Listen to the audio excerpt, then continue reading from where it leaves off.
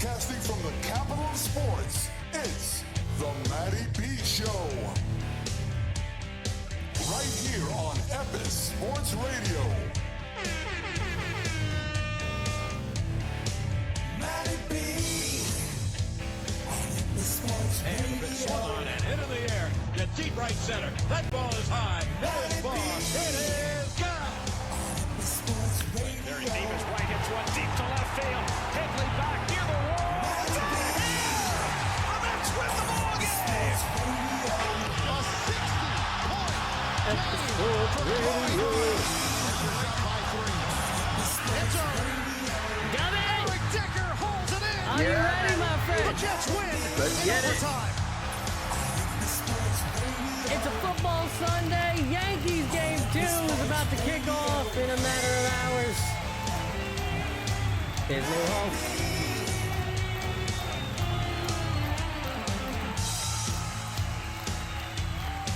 Matty B. All right. What's going on, everybody? It's your host, Matty B. Epis Radio, episode 40 of this Epis Sports edition. Got my co-host, W. Dubois, here. We are back, and coming off a rough night for the Yankees to start this divisional series against Toronto. The season ended kind of sour in that sense, where you tie with them and they take the tiebreaker because, you know, of a couple of bad games a couple of months ago. And you're thinking, here's a new day. We can show up. I'm not crazy about starting to heal to start this series. I know he's the freshest arm you got, but I don't understand. I was just thinking about him, looking back real quick as the intro's going here. Like, I'm seeing, how long has it been? How many days has it been since Fried pitched? Because honestly, I'm going with him in game 1. Now, your backs are up against the wall after a bit of a spanking last night. You were in it till the 7th, 2-1. And then, like you were saying earlier to me, Dub, Weaver comes in and just, completely, gives it up for sure. And listen, offensively, Yankees didn't show up, not doing too much. Again, the question marks about Judge, you're starting to wonder a little bit, even though he's, hitting some singles, things like that. But is the power bat, is it going to come? You look forward to a game like this today, and you're saying, all right, I got to get something from him. I got to get something. He's got to be the impact type player. Heel wasn't bad, but right out the gate, Guerrero and Kirk kind of spanked him a little bit. The two solo home runs kind of made you feel it, and then they took him out. Only two and a third. I don't know. I mean, why not go with him longer? I don't. It doesn't really make any sense to me too. Now it just becomes this huge bullpen game. You're asking a lot from your guys in the end, and Toronto's a great lineup, up and down for sure. They are. They are their high octane offense for sure, man. Yeah. That's how they got here, man. Up and down the lineup. Springer's is a juggernaut in October. Mm-hmm. Bichette, of course, Vlad. But Matty, one thing you said, like the bull. I was thinking about what you said with Fried. That was a very poignant point. And Tuesday was the first game, correct? Yeah. Tuesday, right? I'll pull it up for you. It was the 30th of September, I believe. Right. Tuesday. Yeah. So that's what I'm saying. Yeah. So. There you go. Like that to me. Why doesn't he get the ball? Is that his next scheduled start? Would it be on Sunday? Tuesday, Sunday. I guess Sunday, it would, right? but like, come on, you can't move him up a day just for the sake of getting off. Because now, in a 5-game series, your back's up against the wall. You have to come out and win today. And yes, all right, you got your guy. There's no better person to have than to have Fried on the mound. So you got to feel good about it. But it kind of feels like you get that sense. You lose this game, and you lose this series. Kind of like it was losing game 1 to the Red Sox. But Heel, they probably. I don't know if they'd have kept him in if he would have been able to keep the at 2. Probably not the way he was coming out. I don't know. I guess so 2 more innings couldn't kill him. But the Yankees, the game was 2-1 going into the bottom of the 7th. It was 2-1. Who did they bring in there? Let me check real quick. Maybe even if Fried starts, Fried starts, and he does all. They would have pulled Fried. Mm. Say, I know it's baseball, and you think so? No. Fried has much more of a on 1 day short of full rest. They wouldn't have let him go into the 7th. They might have pulled Well, it. maybe at not the 2-1. 7th, but they're taking out Heel. Heel doesn't even get out of the 3rd. Right. You know And what the I'm bullpen saying? held Like, it down until it did. Hill came in, new guy had Duvall their came father. in, and then Until Weaver. Luka Yeah. had their father. Right. Yeah. So the bullpen held it down. I mean, of course, Monday morning quarterback it, and you're not making bad points at all. Yeah. I mean, we could definitely second guess it, no question. But you lose. We say we lose the game with Freed, then we're dead. We're scared to death. Right. I mean, Rodon will come. I don't know. They would have to, and then they probably would have to still use Heel. Somewhere you got to use him. Right. In the series, right? I mean, you have to. But again, if you're down, if it's 1-1, he's gonna have to. He's gonna have to pitch in the first 2-3 games. You would have to, right? You're gonna save him for game 4. And I'd probably would. I mean, I guess you're right. It would really depend. If I went with Freed with game 1, it would really depend on that result. Because if you lose, I don't know if I go with Heel game 2, and then it kind of shakes things up a little bit too. Remember we were talking about earlier on the phone, guys. Chat earlier. We were talking about on the phone. We're talking about how baseball players, if you tweak one little thing with them, they're a lot of guys. Some guys don't care, but most of them do. They're weird like that. Yeah, but it doesn't. It doesn't matter. It's playoff time. At least for Freed, Freed's got to take the ball in that situation. All right, but then you'd have Heel in game 2, right? I guess you could go with like Cam, or you go with Rodon. Rodon. Because Rodon would be on short rest too. It's still short rest. I know it's 1 day. It's a 1 day short rest. I don't think that'll kill him. We baby these pitchers. I'm just saying, in a 5-game series, these things matter. They're tender. We baby them because they're little. I mean, listen, Maddie. Let's say this because we are here, and this is what it is, regardless, right? You said it. You have your stopper today, and I'm more comfortable. After losing game 1 to Toronto rather than Boston. Of course, game 2 is an elimination game against Boston. But I'm not, freaking out. And I would be, even though I'm an old Yankee fan, I've been watching forever. I freak out in October still for the Yanks. No reason to freak out right now, but they lose today, so, you freak out, a little bit, yeah. You got Freed going against a rookie. What we have to win? What's the money line on this game, bro? It's got to be like -160. Let me see. We got. Yeah, sure. It's not gonna be anything over -200. So like the Yankees are definitely in this game. Yankees are favored. All right. Yeah. I mean, who they Blue Jays are going with too in this game? It's they're going with Mr. Let's see. Trey Savage. Mr. Savage. Trey Savage. Oh. He's a rookie, He hasn't even pitched, bro. This guy hasn't even pitched in. Let me see what we got here. This guy's pitched 3 games this year. All right. So this should be, theoretically that lock type of game, but it's kind of scary because the Yankee fans agree with me. Yankee baseball just as much as the fans do. The Yankees have problem with young, new arms, new guys. Historically, they have problem. And looking at him, that he's only been around for 14 innings in his career. Wow.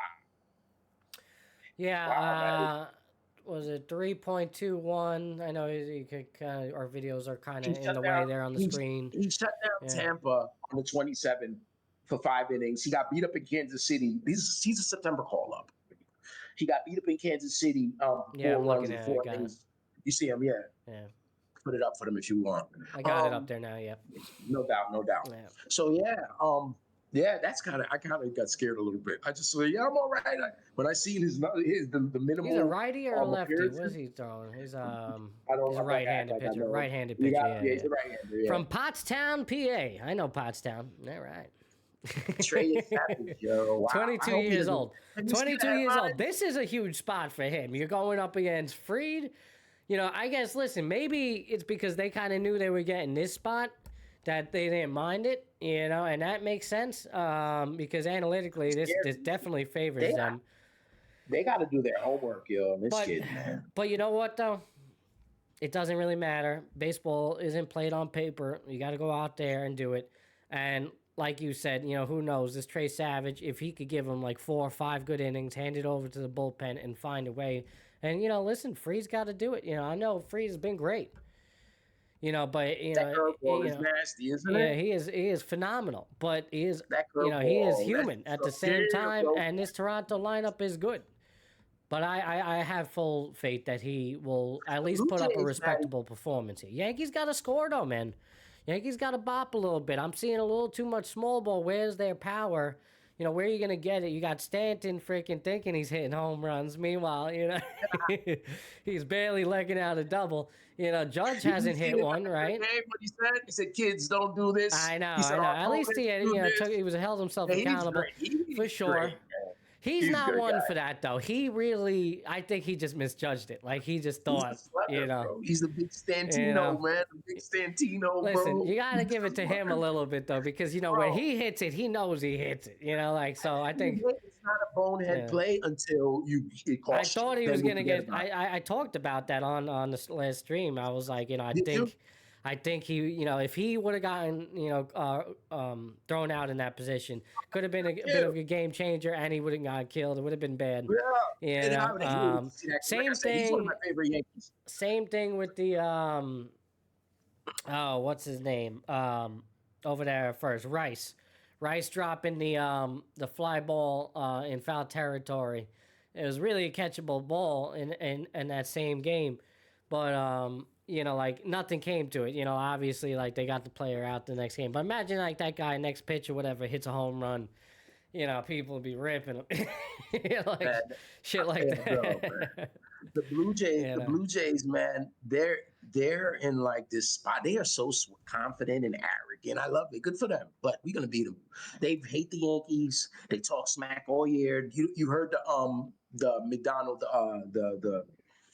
the announcer for the Blue Jays, the color commentator, what he was saying when they keep using that drop on the fan. Have you heard that? When they keep, the Yankees are not a very good team. He said it sometimes. Yes. I did hear that. Yeah. I know that's been a bit of a rallying cry. They had that podcast with Vlad. He was talking smack, but shit. All that shit is coming back up. Right. They won the division. They've been chasing the Yankees for years. And they got they won the division by what? They had the same record. They beat them up. Like I said, it was really came down to that series. I believe June, July was it? In Toronto where they got swept. They got they swept in Toronto. Yeah. But it's a different team. I feel like this Yankee team. So we're better than them. I think so too. Yeah. I think so too. I agree with you. I'm just saying you can. But I mean, if you're on the Blue Jay side of things, you're gonna be like, man, fuck you guys. We beat you in the regular season. Oh, we tied. They'll tell you kiss our asses, Matty. Right. Because you're like, yeah, you guys had the same record, and I agree with you. I think we're better than them. I think the Yankees are better in almost every facet. Yeah. Honestly. Well, not every position, because first base we're an adventure a little bit, but and among other positions. But I think we're a better team, man. George Springer's a Yankee killer, so we gotta be careful. But Matt, back to the trade kid, the Trey Savage kid. The headlines tomorrow are Yankee Savage. I hope that doesn't happen. Oh my God! Test, thanks for the lurk. Test, how you doing, man? Happy Sunday. Yeah, man. I agree. I agree. You could definitely see that. That's gonna be in the headline, no doubt. Oh my God, his name is something. Yeah. Either way, I'm sure they're gonna incorporate that name. If they beat up on him early, or if he shuts them down. Savage. Yeah. It's gonna be good. What that game kicks off at 4:00, I believe, a little after 4. A little bit after 4 hours later.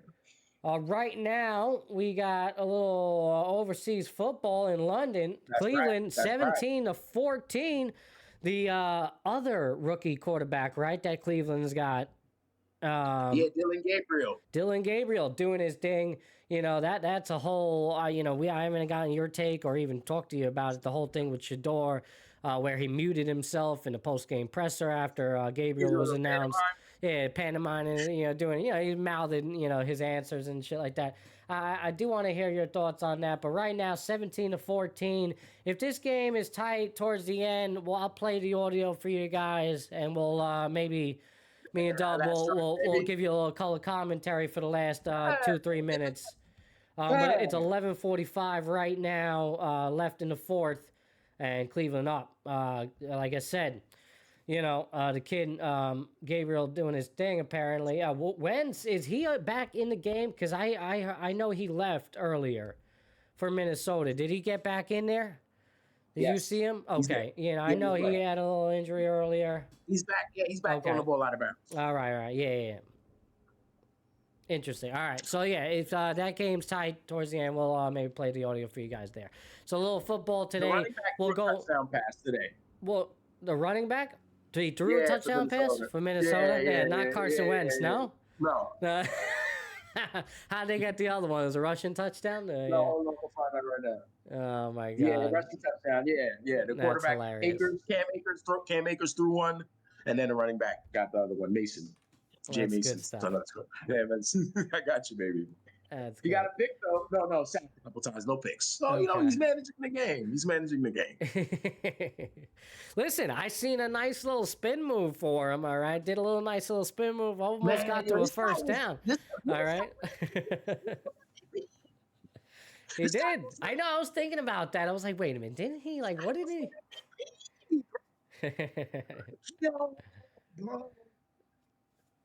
And he gets back in the game. He always finds a place to play. He gets a couple of starts every year somewhere. Right. Oh my, Carson Wentz. Ever since the Philly thing, they won the championship. Let me see, MVP Matty. Yeah, what year was that? What year was that? 2017. 2017. He was all pro. Yes. I know what they went to the Super Bowl. What did they do? They just missed it, right? They won. He got hurt. And then they won. They won. He got hurt. It was full. Foles. Right. Okay. That's right. Yeah. Then they unveiled the statue of Foles. Right. And then That was it. Yeah. Went. My man, pots and pans, Nick Foles, man, he deserved that shit. But you got the statue out there. This guy goes through the bit. But Foles did pretty good with him after that a little bit, Yeah. Let's do it. I know you didn't know we were gonna get into this. I didn't either. But real quick, Carson's his perspective of it, like I did this, I did that, I got hurt. Yeah. This guy wins. We won, great. She can't be mad, but you got hurt. But now he comes back. There's a Philly. The city turned on him, and that's the worst city in the world you want, not with you. Right. Worse than New York, maybe. They are vile when they don't like your ass. So it's I just went back. And bro, he was a star. Now he's just this matter of fact journeyman quarterback, and I've seen him speak. He's accepted this. Right. Yes, he has. That's all I got for that. Well, I mean, he's not looking terrible out there today. I mean, like you say, he's managing. He's in the game. He doesn't fuck the game up. No, since he doesn't really come out there and fuck you up. He's not going to make you win. He's not going to make you win. He's their number one option? That's who. No, the young boy hurt. Right. The young boy from Michigan. Right. McCarthy. Yeah. When did he? I forget. Was it to start? He played week 1. It was and week I think 1. He got banged up. Maybe week 2 he got banged up. Oh, okay. Yeah. Mm-hmm. Yeah. They played that Monday nighter on week 1, I believe. The Bears, maybe. Yeah, I'm a little out of the loop with Minnesota right now. Yeah, and that's okay. Yeah. But yeah, that whole situation though with Shador, man, what do you think, man? Because it's so crazy to me. I mean, hey, tippy cat to Gabriel here, especially if he can win this game and actually do something like put the door in the background, more weight in the background. Yeah, and no doubt, and it's already kind of leading to that. He's got 2 touchdowns, 16 for 26, 135 yards. He's been sacked twice, which shows he's got some grit, but he's got 100 quarterback rating at the moment, like doing his thing, man. That kid doesn't look like he give a fuck about the door, bro. He don't give a fuck. I don't about that. What happens? Because at this point, man, like, I didn't look down on Shador for doing it. I heard Gio on WFAN ripping into Shador, and I'm assuming, I don't know what's the national thought process about Shador and the reaction and the post reaction with him, because for me, bro, I don't know. I don't see anything wrong with it. Unless it's like, he is really genuinely the problem, like behind the scenes. Like what is causing? He's a third-string quarterback. Yeah. Why is he being asked all these questions and stuff? Why is he up there? Who's because of the image. Third-string quarterback. Right. Okay. Yeah. So it's like the lines are so blurred, bro. Because at the end of the day, we're talking about winning football games. The Browns, if they can win this football game, they're going to move on with Gabriel next week. Shador is the emergency quarterback right now. The thing about the situation with Shador is is the third string. Flacco got dropped, but he didn't go above Flacco. So that's the biggest thing. But Flacco's 40 years old, man. I don't know, man. I mean, this Cleveland situation is a bad spot. It's a bad scene for the kid. They took the quarterback, Gabriel, already. Like, I don't know why they took him. Right. But they did. And for me, like, what do they want? Why'd they take him? Because it's a distraction. I mean, it's been a huge distraction. To Gino's credit, Gino, thanks for joining us, man. He was saying that he was responding to what Rex Ryan said on national television, which was he really did. Yeah. But I mean, still, I don't really look down on him for doing it. No, Shador's not going up there. Like, it got to be exhausting. Let him do his reps. I know he's like, I'm going to go talk. They make him talk. Yeah. What other third string quarterback, and what is the media going to provide in conversations with the third string quarterback that's going to do anything for the team but cause hurt? Yeah, it's just all negative. It's all negative. Yeah, there's nothing good that could come out of it, for sure. If he gonna be, and for Gio to sit there, Gio's a prick. I don't like Gio anyway, man. Gio was ripping Bad Bunny, talking about. Was he really? I don't know. Yeah, he wasn't ripping Bad Bunny, but he was like, the halftime show. This guy doesn't make music in English. He doesn't have one song. He was really on that side. Wow, I didn't hear that. Yeah, I'm actually very disappointed. I thought he would. Yeah. I don't know if I sent it to you. Yeah, I didn't see that one about Bad Bunny. No, yeah. It was good. I was like, come on, G. I was like, man. I was gonna ask you about that too. We're gonna get into that too, but he was, but. And then he said the main thing was the only thing that I can give him on his MAGA point of view, because that's what he does. He's Eastern Long Island Riverhead. He'd go in the ocean all the way back there, and that's fine. I don't have. But my only thing I give him in that situation with Bad Bunny in the halftime Super Bowl is that Bad Bunny was saying he's not going to perform in the continental U.S. Because of political climate. He supposedly had said that. I don't even know if that's true. I might have been onioned on that. Probably not, though. I think that's true. He said that in the last 18 months. I know. And that is very true. I also have a rebuttal to that as well. But just going back, I don't even agree. I said that's the only thing I can listen to. It doesn't matter. Bad Bunny, just real quick on it. Bad Bunny knows that his real fans, his real true fans, are not even going to be at the Super Bowl because they can't afford to be there. It's not. It's a matter of an ICE issue. He doesn't want to perform in the United States because he's been told that ICE will be at his events and that's why he's not performing. So, but because it's the Super Bowl, he knows it's not. ICE apparently will still be there. But you that's a hell of a rebuttal, Maddie. Shut but down. There you go. Like it's not like. I'm sorry. Who can afford? I can't even afford to go to the Super Bowl. So anybody, so real quick, with money and all that is just going. It's not going to be a real issue. Shouldn't be. He's not going perform in the continental U.S. because he's mad at the establishment, the current establishment. He's more afraid of his people, his fans, his supporting fans getting hit and taken. Yeah, so that's why he's deciding to do it in Puerto Rico. And the funny part, like Gino's saying, is that even though Puerto Rico is still a part of the U.S., for whatever reason, safer there, in terms of this whole immigration situation. Since I've been down there, I've done about 5 Bad Bunny shows. He was going crazy down here, 21, 24. He hasn't been back in a minute, but stadium shows, whatever. But, bro, this guy is a freaking rock star. There's no other artist show I've done in the Central Florida area bigger. In 4 years, I've been doing shows. Nobody bigger than Bad Bunny, bro. People go crazy.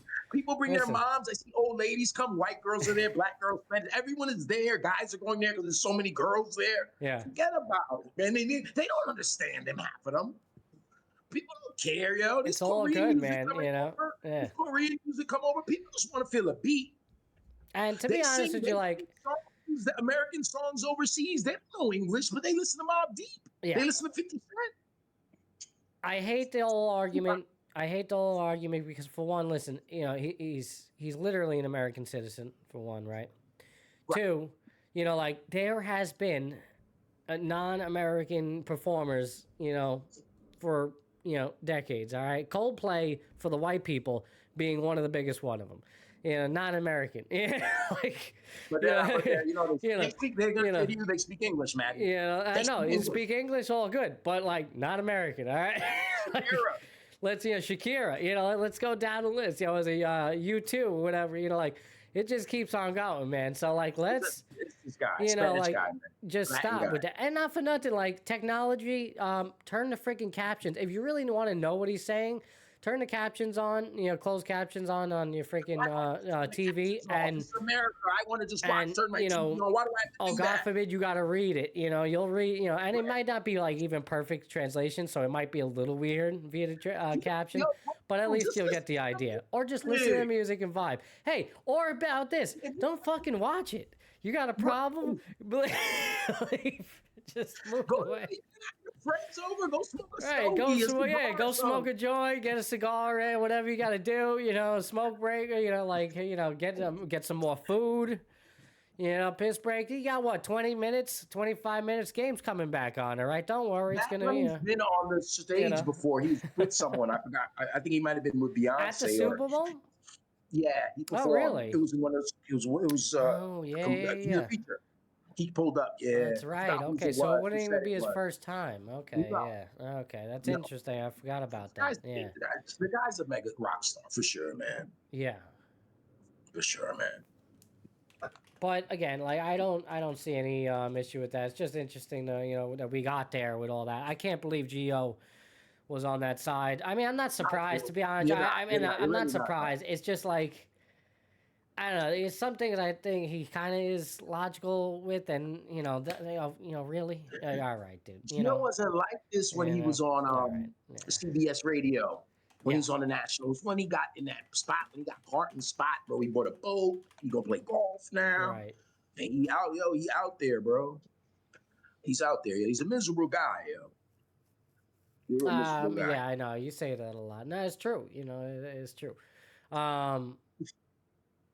So yeah, I mean, listen, going back to the whole Shador thing. Now, at this point, especially with Gabriel doing so well, what do? You get rid of him. Why is he even there? Because, like you said, it's just nothing but of a distraction. It's bad for everyone. It's bad for him, for them. If you truly just don't believe in him, talent-wise, why is he even there? Because it's just creating too much. At that point, they took a quarterback in the third round and turned around and took one in the fifth. I think that's because they really wanted to take him earlier, but they decided not to because they were, being told.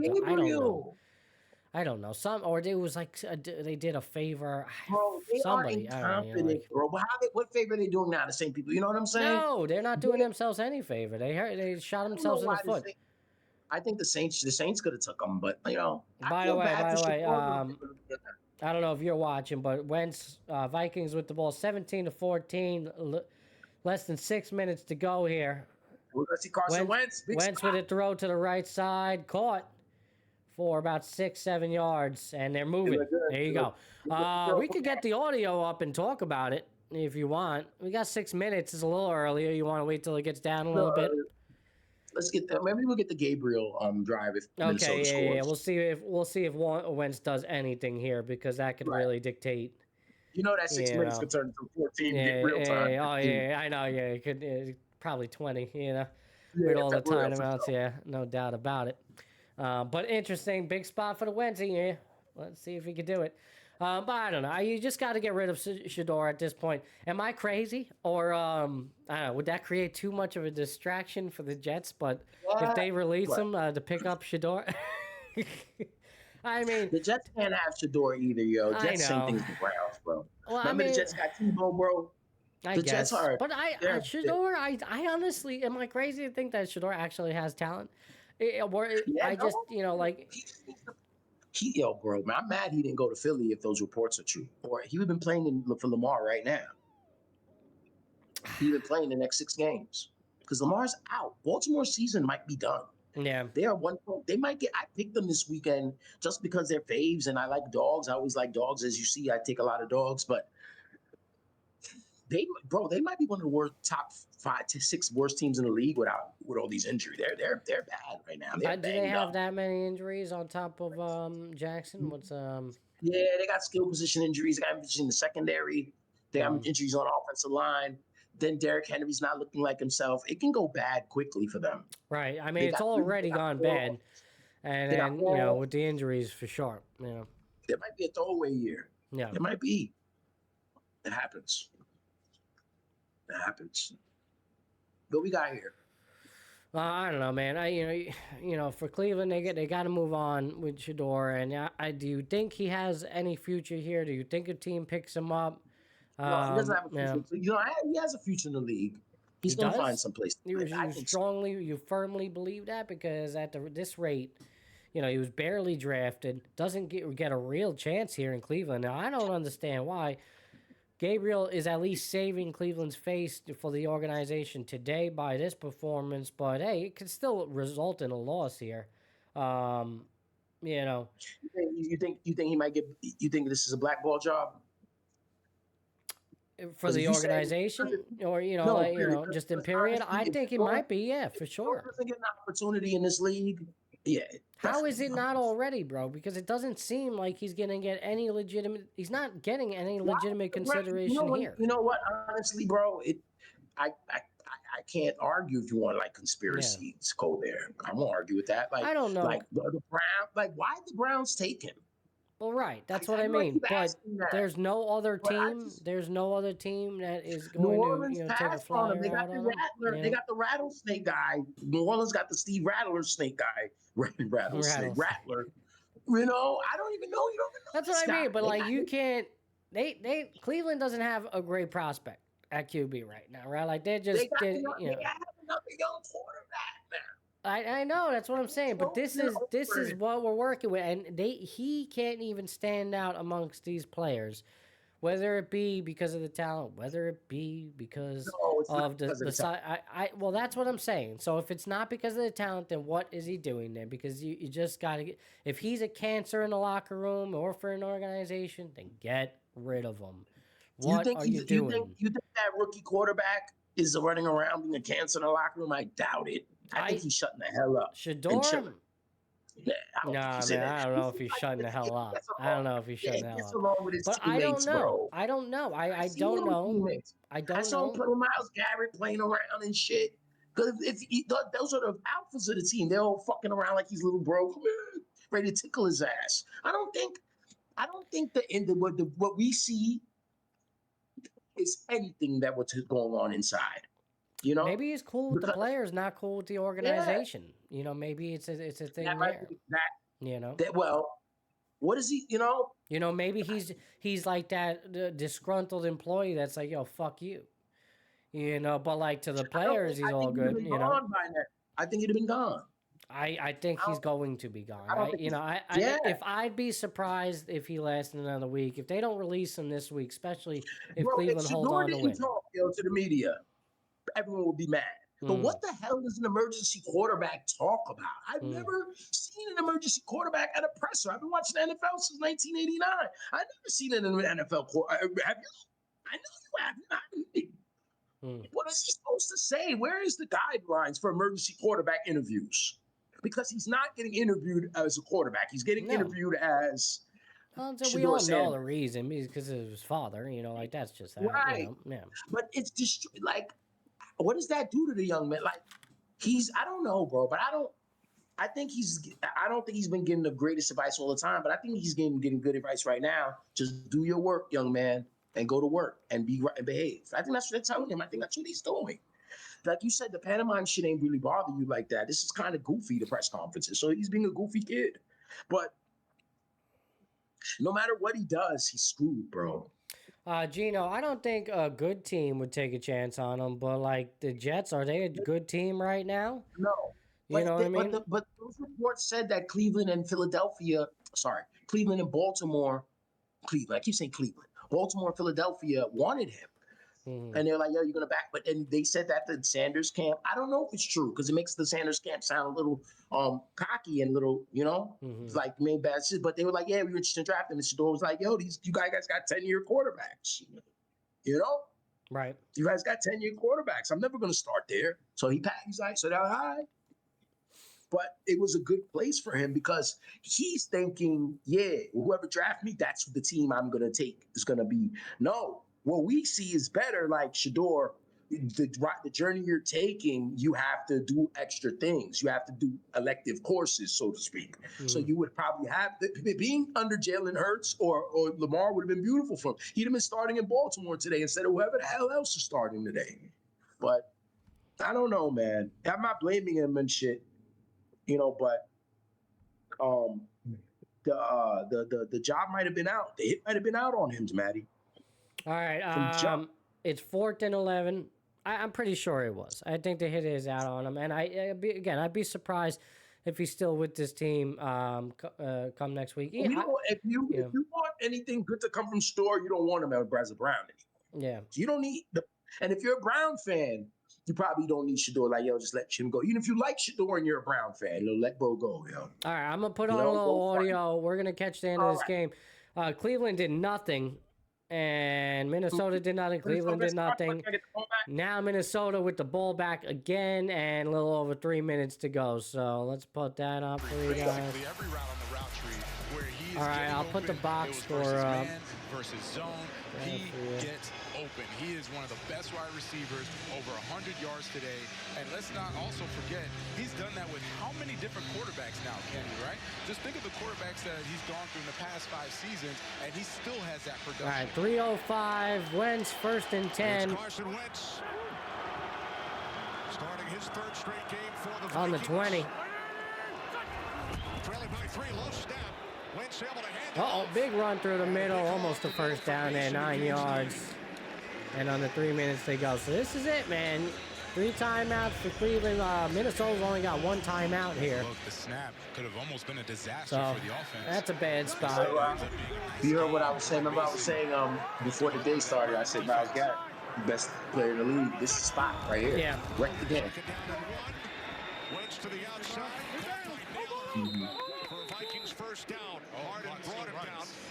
I got a little delay, Matty, so you're going to have to carry us here. Oh, that's fine, no I'm a problem. little behind. Oh, yeah. I just seen the play. I just got 305. Okay, I'm watching gotcha. it on UK Stop. Okay, that's what you got going on right there.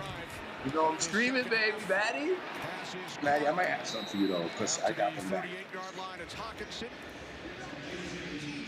Down to 2:05 as the clock continues to run, a gain of 6. And that will take us to the 2-minute warning. 2-minute warning. Taken down on the last drive by Collins, but now with an opportunity as the Vikings move down the There you field. go. Nationwide is so much more than a great insurance company. Browns, They're hey, also one of America's largest 217 financial now services it says companies 2 too. minutes. So Just like I'm 2-minute so much warning. Let more me get the than Peyton commercial Manning. stuff I'm off also- here. We don't want to listen to that, and definitely get screwed on the copyright. Oh man, I had it up there for a second. There you go. So, what do you think, man? You think Wentz pulls it out here?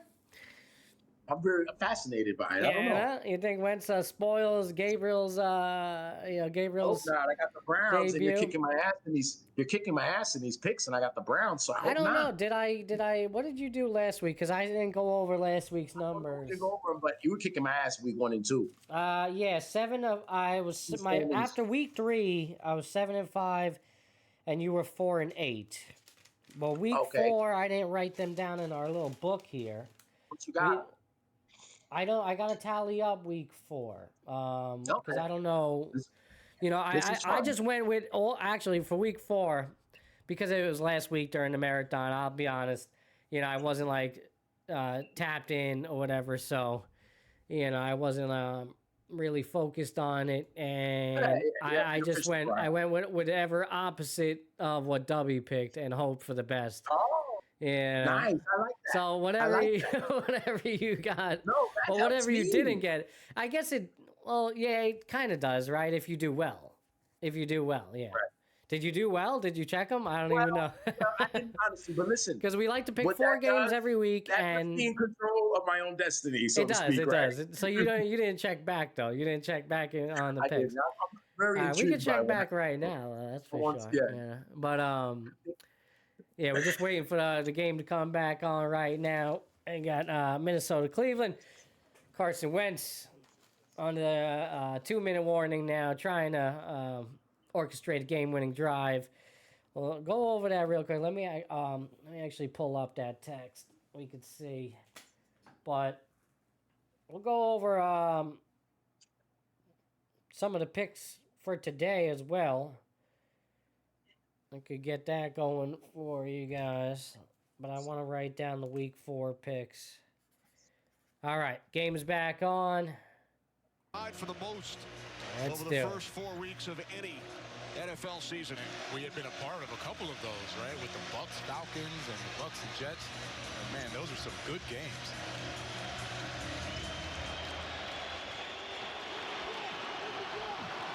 Three-point game here with 2 minutes remaining.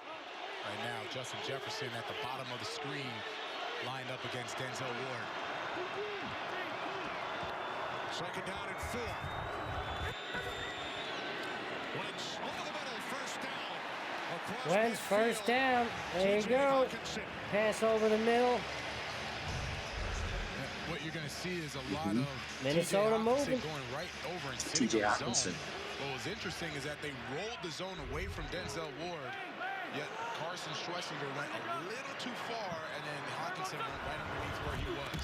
10 to 15 is There's 6 our catch pick today. from Now matched up with Denzel Ward. Another Vikings first down. Another Vikings first down. Denzel Ward. Carson Wentz, recognizing last time it was one-on-one, no This is help. not looking good Same thing happens for here. Cleveland. They got to make a stop. They got to do Denzel something Ward, here. he's They got to try to usually get good him, in that, but stop those him through the 50-50 air. balls, they're always going to go to Justin Jefferson. Nah, man, my man, I'm waiting for the big man to make a play. I was Make a about to play, say, do you man. think they got to, put a little bit more pressure on him? I don't know. Yeah, man. Coming up, the Mercedes-Benz postgame Yeah. highlights and analysis and an interview with the star of the game. That's coming up on the Mercedes-Benz postgame, down to 1:10. Yeah, that was the Miami one. With So the last Vikings week you already had in Commanders field goal range, +2. trailing by 3. You see how quickly the momentum changes, the situation changes, right? Because now the Vikings are in field goal range. They still have that Jaguars timeout, which Kevin +3.5. Stefanski didn't force Kevin O'Connell to take. So you Jags have a timeout, won, you're no? able to still run your offense, right? Run the football if you want. Still Last have week. the Jags passing play, play. So now, yeah, they beat, defensively, they you're went to worried San about Francisco. not allowing them to score the touchdown. What you're really But then the worried about 49ers is came back and won on Thursday against the Rams. So the 49ers are 4-1. Our dear Gino's 49ers that he has no belief in. Wentz swings it out They're to You 4-1 banged up. had the Chargers over the Giants, but Yeah, I lost that. yeah, Giants game. But that wasn't part of your pick, though. Yeah, that wasn't part of your Yeah, pick. right. Yeah, That thank was God. yeah. Those weren't part of you. We just like to pick Jets Giants, which we will today too.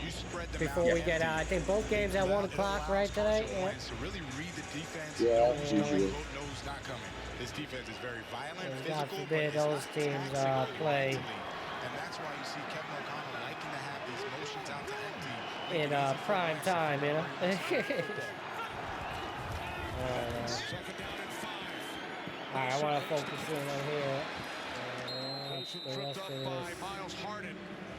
I don't want to get distracted too much from looking Down at to the the picks. 21-yard line, We'll talk just about over a it. minute remaining. He got out of bounds. Don't stretch to get hypnotized when you go. Yeah, well, I do want to go over them and, break down our records and then get into today's matchups as well. We got to talk some more baseball, though. We didn't even get into some of the other, You want to talk about Mark matchups Sanchez later? from last night. Oh, that's right. Good old Mark. Kevin Yeah, O'Connell out for a listen, chat with Jets Scott just taking Novak. L's everywhere you go. Thank you for bringing that up. Yeah, freaking Mark Sanchez. Crazy, wild story developing yesterday. With Mark, we're hearing getting news that he was stabbed. We don't know what's going on. You feel bad for him. It's like, oh no.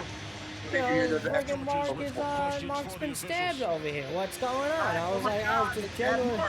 Right, he's in critical condition. Oh no, you're worried. And then more reports start to trickle out. And then all of a sudden, you hear reports of him being arrested, while in the hospital and on accounts for battery, public intox. They got Sanchez in the bed right now, bro. I want to guarantee. You know the deal, man. Maddie.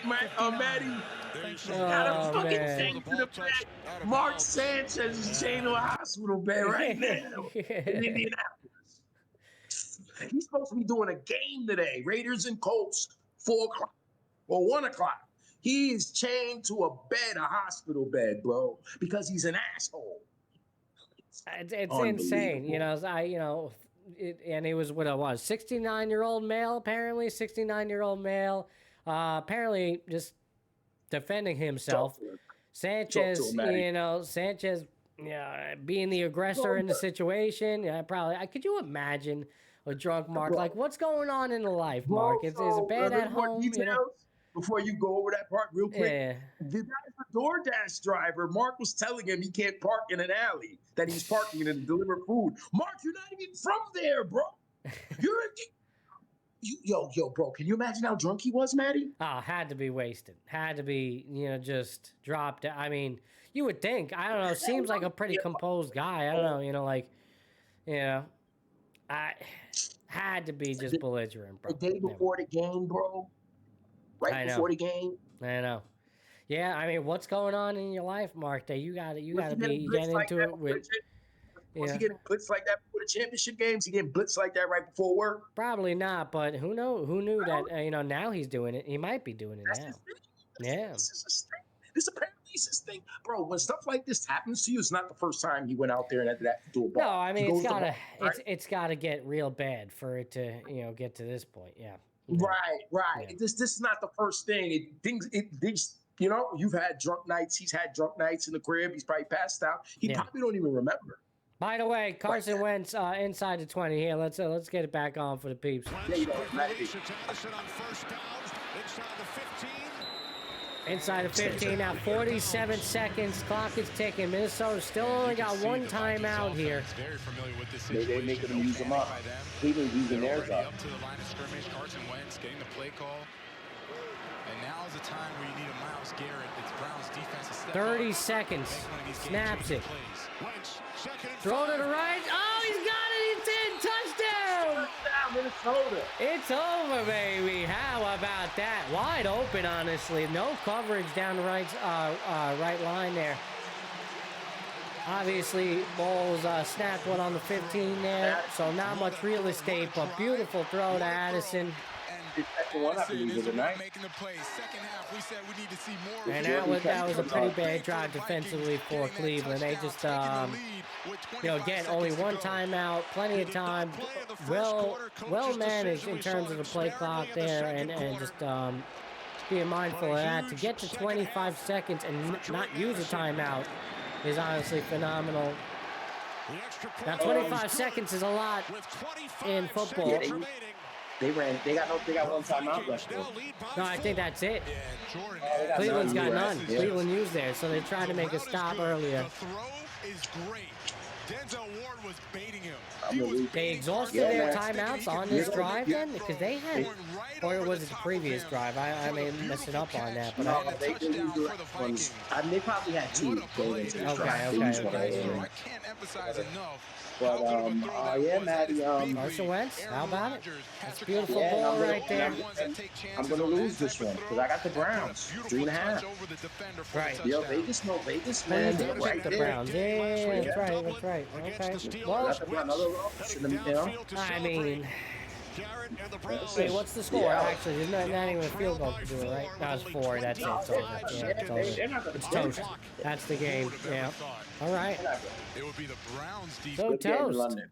Good game in London. They love their international games, don't they? I don't know. Yeah, they do. I think Goodell just announced it. There's going to be even more. It's just insane for next season. I don't know. I don't like the fact that they started the season, on, internationally. I'm not crazy about that. Well, the second game was in Brazil. The Friday game. The Thursday game was local.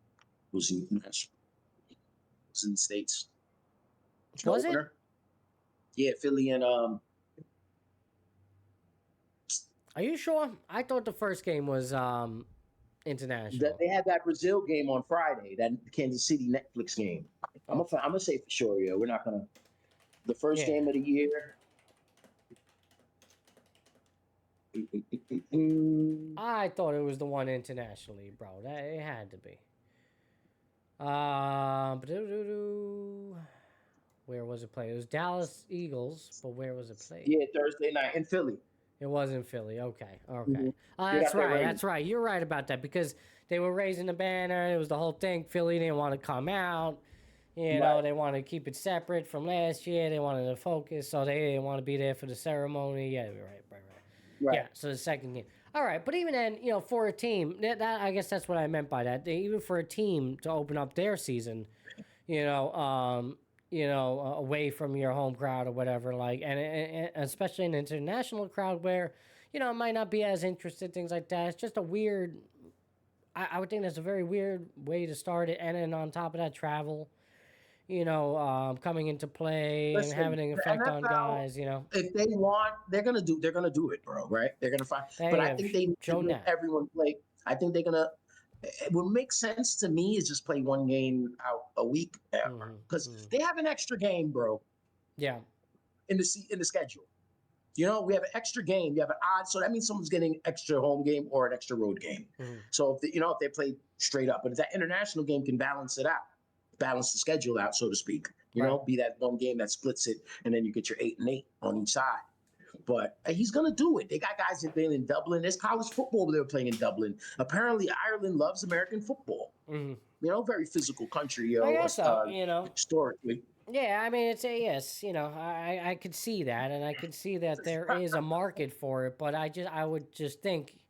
You know, they're not going to care. They're not going to be as passionate for it as much as you think. I think they would if they had a team. If they had like an actual team that resided there, yeah. You know? I was about to say, Goodell wants to have a Europe division, bro. Yes. I know. That's what it seems like. He's trying to get teams used to the travel so that he could do that. Yeah, totally. I think that's really what he's doing. He's doing it over the course of years to where it's like he's slowly but surely like trying to introduce it and building a market Us getting used to it and building the market out there most importantly. And guys like you saying, you know what, fuck it, yo, because eventually you will. Yeah, you have no choice, right? No, because now you have your price and they're fair as hell. But eventually we give in. We always give in. It's the American way. Yeah, exactly. You know? Yeah. No, I hear you. Yeah. All right, so. Just to go over the picks, so that for you, that was all right, yeah. Oh yeah, I'll get back to another picks. I did mention week 4 picks. W had +2 Commanders, +3.5 Jags, +3.5 Bucks, +7 Titans. Loss. All are they all losses? Really? I think the Jags won only. The Titans got smoked. All the Bucks lost by more than 3 to Philly. Real quick, hold on. Let me just check. Let's go over these. We'll go over our picks for this week. Obviously, one of yours is canned after what just happened. So Mark Sanchez smacked the fuck. He snuffed that old man. He smacked him. He did, bro. He smacked the shit out of him. Because the old man shit was cracked, bro. He cracked that old man shit, bro. That old man pulled that knife out. He said he pepper sprayed Mark. And Mark kept trying to fuck him up. And it gave him a couple of quick little jabs, apparently. Oh, my God. That old man. Oh, my God. And then the police chief, he's like, we don't want non-residents coming to our town. I'm like, oh, shit, Mark. They treat you like a criminal, bro. They just do non-resident reporting crimes. And they charge him a misdemeanor battery. He's going to get fired, bro. So many guys are waiting for his job. He screwed up big time, bro. Yeah, I mean, that's it. Yeah, he's I would assume he's definitely done. He had a good job. He was doing his thing, bro. He fucked that up. 37 years old, making 17-year-old decisions. Yeah, man. And that's what alcohol does to you, folks. You know, you gotta be careful. You know, drink responsibly. You know, don't drink like what a career for Sanchez. It really has fallen, and I know I'm kind of like, you know, being, what's the word, like facetious about, I don't know, just, you know, just being, you know, like, career. Listen, Mark meant a lot, to me as a Jet fan, for quite some time. Had some really good, years, and the only good years I know as a Jet fan. Then that, everything that transpired with the rest of his career, how he goes out, the whole butt fumble thing, But then, obviously, like you said, having a respectable aftermath of a career, talk, bro. doing his thing, right? Wasn't bad. I liked him on the time. I liked to listen to Sanchez. And it's a shame. It's a shame that he goes from such a kind of likable guy to all that to now this, and like you said, probably the end of this. At least this, 100 athletes waiting for this job. Yeah, waiting for this slot to open up. You kidding me? Yeah. No, it's bad on him. And of course, like the Jets, and like I joked about it earlier because it's like you hear in the initial reports, you feel bad for the guy. Oh, Sanchez got stabbed. Everyone Sanchez got stabbed. Social media just jumping the gun on it. And then next thing you know, you find out, oh no, and it's like, damn, man, like we can't even get stabbed correctly. We can't even get stabbed correctly, bro. The Jets. With some guys, and he started just harassing the guy. You be a fucking like something's wrong with him. We're just taking L's everywhere we go, bro. As Jets fans, like we can't even get stabbed correctly. That's it. We're not. They said he's not good. That man got him good. Oh man, yeah. Apparently not good. Could you imagine if he killed him? Oh, he killed Mark. Oh my god. I mean, I can laugh about it because he's not dead, but like, holy shit, could you imagine? Killed like that being a dickhead. That's his whole that's thing. Like Chris, oh my that's god. That's like, remember Chris Henry got on the truck, in the back of that truck, when he's chasing his girlfriend years ago, when he fell off, the NFL player. He was a young boy. But you were like 14, 15, say 06, 07, like that, 03, some shit like that. But yeah, he was on the back of the truck, bitch, pounding on the truck. Right. Domestic violence situation, and she turned the corner on his ass. His ass fell off. And that was it for him. Bing, bing, bang. Wild, bro. Wild. What was the other one before we get into the picks? But you mentioned off the beginning of the show before we were going live the first time. Somebody died. You talking about Kean Lacey. We're talking about the LSU kid. Yeah. What was that all about? Shit. I didn't even. Again, I'll pull that up in a second. I was just. By the way, so you lost 3 of 4 in week 4. You lost 3 of 4. So you picked up a game on me. I picked up 2 games because I go 3 for 1. You go 3 for 1. It's the reverse. Oh. I picked up 2 games on you, so I was 9. Oh, I went 2 and 4. You went games, 3. Right? You went 1 and 3. You lost 3. Oh yeah. So you picked up 3 games on me. So you're like, oh, I'm back there. I gotta get in where I gotta get to. Yeah. So apparently 5. Yeah. So Kyron Lacey, he was the LSU wideout, blue chip receiver, NFL prospect. He was in a car accident. And when the car accident happened, it was a fatal car accident. Was he driving or no? He was driving. Okay. Someone was killed. So apparently, so when the reports came out, the way we reported, Kyron Lacey caused the car accident. So he's facing vehicular homicide charges and whatever, wrongful death, whatever you want to call it, whatever, in Louisiana. So now we're finding out Kyron Lacey was charged. He fell off the NFL board. He went undrafted. He was charged. His life went upside down after that. Right. Ultimately, months later, he killed himself. Suicide reported. Okay, so now we're finding out the proper time now. The term is unalived himself, but yeah. Right. That definitely. Yeah, that's the definitely the internet term. Yeah. So he took himself out this shit. And now we're finding out that it was all a bad, the cops. It was just a whole bad shit job. Like he's 3 cars behind an accident. He wasn't to blame. There's video of it. Yeah, he's totally absolved from it in his in postmortem. You know what I'm saying? He's been absolved of the crimes, and it's just like, damn. So that news came down. It's just like that was his story. So his story was a tragic story. He was supposed to be the 2025 draft. He should be playing this week, but he's dead. Damn. Young guy. But, I mean, I was telling my Gino, I brought to my attention. We had a conversation about it. We didn't get to. That's what we were talking about. When you're like, "What are you talking about?" I was like, damn, though, I was a little insensitive. I was like, why Shorty took himself out, bro? You knew you didn't do it. Fuck the world. He's like, yo, but he said some real shit. He was like, yo, everyone is against him. And then his whole career, his life dream just fell apart in front of him. Sure. He's young. He's maybe not as tough as you. Nigga, like, you know what I mean? Yeah, I think that's a great point. And also, like, that's why who I knows? wanted to bring that to you. Who knows, like, about the supporting system around him, whether he feels like he's got and enough then people social to go media, to. he was a murderer. Then the racial aspect comes around. He's reading this shit, and whole time he knows, yo, I was 2 cars away. I was 2 cars back there. Yeah, and you wonder, like his car was in the accident because it was a ding, ding, ding, ding, ding, but it was everybody hitting the last car in front of them, like type shit, rear end city. 2 or 3 cars, but he was like the 3rd or 4th one. What's that? How do you spell his name real quick for me? Kyren. Kyren. Yeah, there you go. Maddie, real quick, hold me down. I'm going to get this food, DoorDash, real quick. DoorDash, and what are we getting?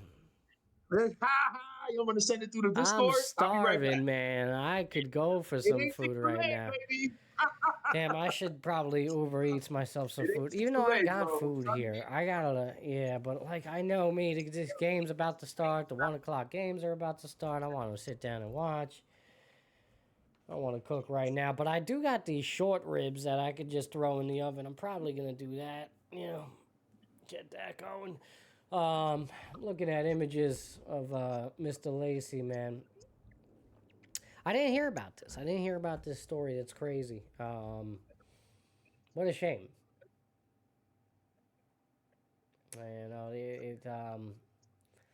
You wonder, if he had any, good support system around him, and and through these tough times, and with today's day and age of social media, the pressure, that's put on the kid, in light of everything, that I can only imagine, ultimately, to be, really not at fault, but,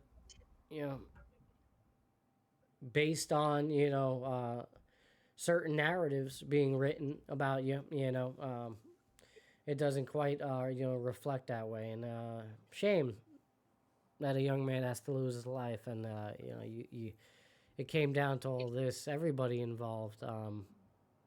Damn. It's rough, man. Me having kids, I just think about, the parents and what they're going through. And I don't know if Mr. Lacey's parents, I don't know what the situation was, whatever.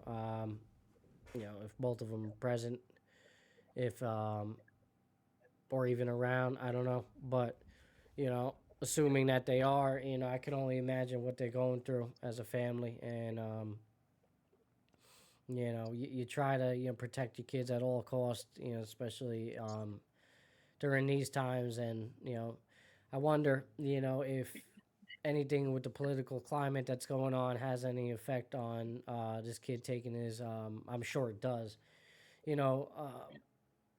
but to Dub's credit, like you're saying, just being on social media, I'm sure he had to hear it potentially from the MAGA crowd, things like that. And fucking killer, really, man. Right. Right after the Carmelo Anthony situation, this shit happened. So it was a lot of when it happened. Because it's an old white lady too. You know what I mean? A little old lady, bro. It's terrible. She died. It's just bad, yo. So I heard you when I was walking in. His family, bro. Because a year ago, he was his fucking ceiling was fucking in the stars. Yeah. And his family, you could see it right at that. Like, and I heard you talking about having children and all that. I don't have that honor. You do, my friend. And so I really listen when you talk about it. I absorb that stuff. And just imagine his parents, like you said. Like, he was going to the fucking league. And he did everything he was supposed to do, that he was told to do. He did it. He stayed away everywhere he was supposed to stay away from, all that. More or less. Drop whatever you're doing. And then just get jerked like that. Nothing, like, he didn't go tell the DoorDash driver. It wasn't his fault. Yeah. Not to park there. You know what I'm saying? So it's sad, yo. It's sad, yo. It's tragic, man. And like I heard you, talking about, just thinking about your own situation and the climate and it's everything. And I appreciate your perspective, man. So I just want to say that. Yeah, I mean, it's what more can you say? I mean, a kid lost their life that you shouldn't have, right? And everything that transpired is so crazy. I don't have all the answers. I don't know what needs to change. Again, seems to be a trend, with law enforcement.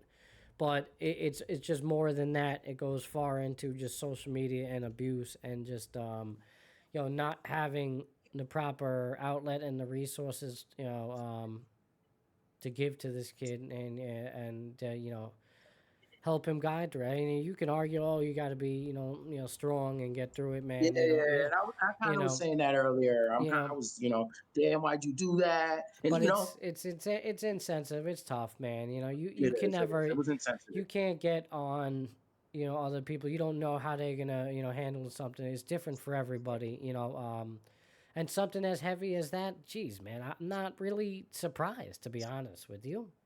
I think if that was me, if I ever, man, God willing, if I, like, it's not your fault. These motherfuckers don't know. No one knows the truth. That's what I would be on, I would be if I killed somebody, bro, or if I, even if I did or didn't, then he probably started to think maybe it was my fault. Right, he probably started thinking that like it was almost like he's convinced because society is telling you to, and listen, when you believe that, regardless, you were involved in it, and now it's become a thing, and I could, even.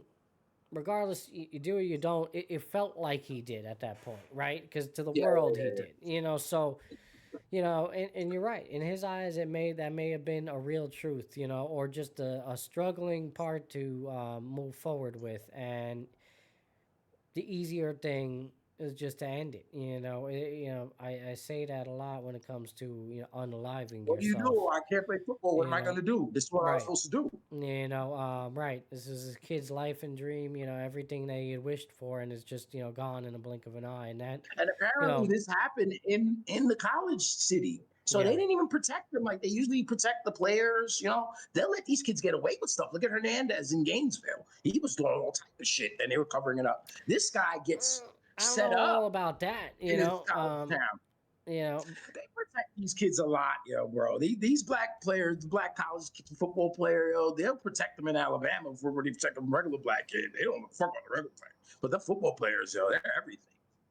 They're like, they're everything. They take care of them. I don't know if all college campuses. You think that kid from the blind side, there's a lot of kids like him where a white family will come and he's underprivileged or he come from his home or a drug home or whatever may have you, and they come and they adopt. That shit happens all the time. The Asian kids, white families adopted them and they're in the league or they're in college now. So many kids from the Haiti earthquake who are going to play college football now. Yeah. Where white people came, good people, obviously, but so. No doubt, oh, I'm going to take care of him, and go play football, bro. Look at you. Those people from the blind side got like charges against them, right? Like, it came out about them. Yeah. I know he has problems. Michael O'Hara got issues with the Tuohys, but it's deeper than that. It was all them. It's because of them. And all that. They're like, nah, the little bro was like, I seen him talking on a podcast. I kind of believe him. He said, might be bugging. That's my brother. Like, fuck out of it. Like, and I kind of believed him, Like, I know you're not our blood family, obviously. Yeah. But, but that's not what the report said on that, but. What is the crime? The crimes. Were they the Tuohys? They just exploited them. That's what they got charged for because, they basically, it's like, they looked at like almost like ownership of him, and they knew they tried to coerce him into going to their alma mater, the whole nine, yeah. So there's a whole thing on there. I always find that funny when I see that movie. It's kind of it's a little older, so it was a little. I did read the story, and I remember. They were found guilty for it. They were found guilty for all that, and apparently they didn't pay him any of what he was owed in terms of what they movie and the book. Yeah, like he apparently doesn't get any royalties from that. I think he's still fighting for it. Finally got it now, but yeah, just a whole big thing with that. But I know people gonna get mad at me, yo, but he ain't saying nothing when he was getting them NFL checks. Well, it's because he was getting the NFL checks, yeah, But I also didn't think that he realized how big that movie would become, and that, and the family benefited on that. They said Mike said he don't give a fuck. Like, hey, yo, I'm good, but we don't know. Yeah, whatever. At the end of the day, that's family shit, bro. I know you can say, oh, they adopted this black kid. That's his fucking, whether he like it, that's who that's who he was with. He has history with them. He slept in the house. They had private conversations. They had agreements, all kinds of shit. Before you made a comment about college campuses protecting the students and things like that, I do have a story here 2 weeks ago. I'm sure you've heard about it, but there was a student found hanging from a tree in Mississippi college campus, Trey Reed, and a lot of controversy on that. Initially, they were saying that he as well unalived himself, but now there's other reports saying that there was like blunt force trauma to the back of the head, and that he was potentially hung by others. I just wanted to mention that because it's like, man, what is the update on the Trey Reed situation? That is the update. I mean, they still that sheriff was lying like he was 1961. Yeah. Montgomery, Mobile, Alabama. Yeah. Like it's Mississippi burning. He was lying, bro, about the whole thing. And then, but now that Kaepernick was the one who got the autopsy, the independent autopsy, so now it's become political. Oh, Kaepernick's got some lefty woke doctor. So, and all of it doesn't matter. Truth doesn't even matter anymore, and it's scary, bro. Because people don't even want to believe the truth, Even when it's heinous, like their side is doing something heinous, they're like, oh, well, it's propaganda. This is real Germany shit, bro. This is real 1937. Not quite the same when it was in regards to Charlie Kirk, right? Not quite the same response there. I wonder why, I don't know. I'm not going to go down to a rabbit hole of all that, but Yeah, right. What's good of the truth if the truth isn't any fun? This is way better, I guess. That's one way to put it. That's for sure. These guys lie, Black kids, we don't hang ourselves like that, bro. We can do some other shit, I guess. Fucking hang. People don't hang themselves like that, bro. Not like that. Right. People hang themselves in jail because they don't have any other means. Yeah. You know what I'm saying? And that's hard to get done. Quiet room in a dorm, or and it's hard to do that. I don't like Epstein didn't do that either, not to be put on display. You know what I mean? Right. Nobody. Right.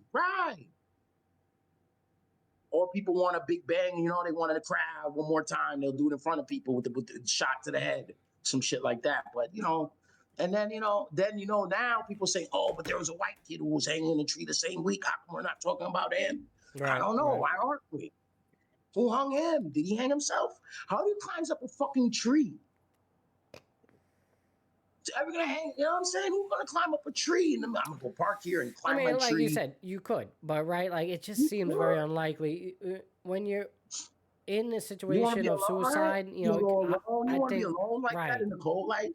That was the whole point. There's kind of that trend of being alone, being put away, being like locked in a room somewhere, just like having somebody find you later on. It seems to be a trend when it's true suicide. When it's other ways, especially with the whole Jim Crow thing, in our history, our American history, when do you often find them in trees, things like that, where it's on the side of, well, this isn't just suicide anymore, and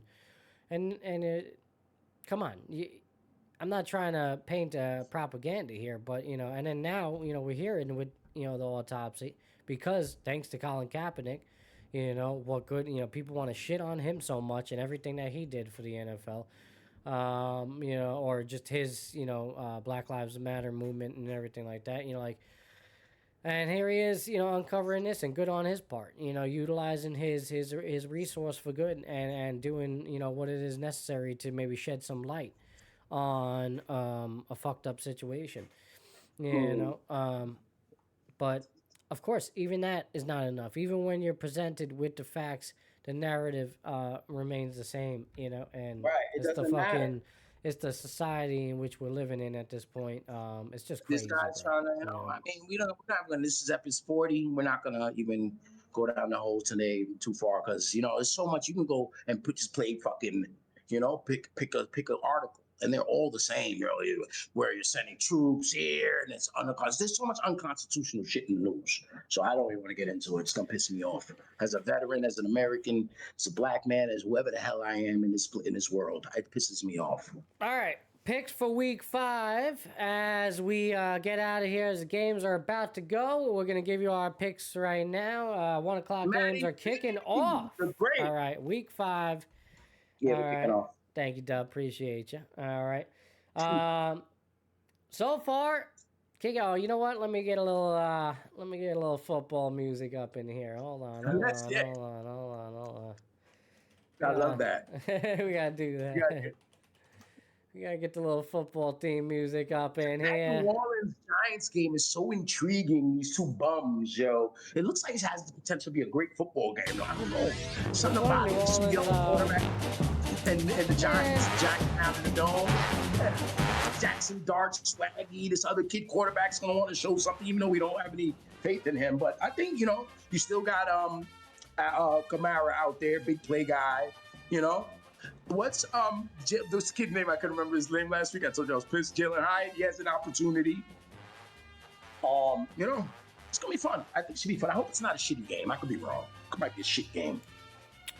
Oh, I did think last time I did this with the music, it wasn't allowed, some of it. But fuck it, we're going to go on anyway. It's fine. All right, so we're going to run them down, bro. You got your picks hand and ready? Yeah. My favorite one. Ba, ba, ba, ba, ba. All right, game's already underway. Dub, you want to get it man, on? Yeah, man. I took Baltimore 1.5. I gotta tell you guys, man, I took them because listen, this is do or die for the Ravens. 1-4 right now, 1-5. They can throw the season away. So I just figure 1.5. They're gonna get the win today against Texans. Against the Texans, a Texans team that I've talked bad about all day, all week, all year. A team I don't respect much. But Ravens being not very healthy, I'm having second thoughts on it, but I'm already locked in. So I'm going to go ahead, Ravens 1.5 against the Texans. Earlier, I took the Browns 3.5. London, I failed. They lost 21-17. So that's done, Maddie. That was that plus 3.5 or minus 3.5? That was plus 3.5. We lost by 4. Yeah. Minnesota covered. Yeah, that hook is a mother, isn't it? Yeah, that's 3 a hook. Here goes another hook, 7.5. I took my beloved Tennessee Titans. Okay. Yeah. I can believe they were in Arizona. Arizona shouldn't be favored against anyone by a touchdown. I really believe that in my heart. And they win football games, but they shouldn't get a touchdown over a touchdown against anyone on earth. And then I took the Dolphins, Carolina. We're going to see what we get out of that one. And listen, guys, we don't pick over-unders here, but take the unders on that one. But -1, Miami Dolphins. Jets, 1.5 against the Cowboys are New York picks. And I got the Giants to beat the Saints. All righty. Let's see. I don't know why I didn't take that Raider-Colt game, even though it's still 0-0. It was 7.5 at game time. I should have took the Raiders. But go ahead.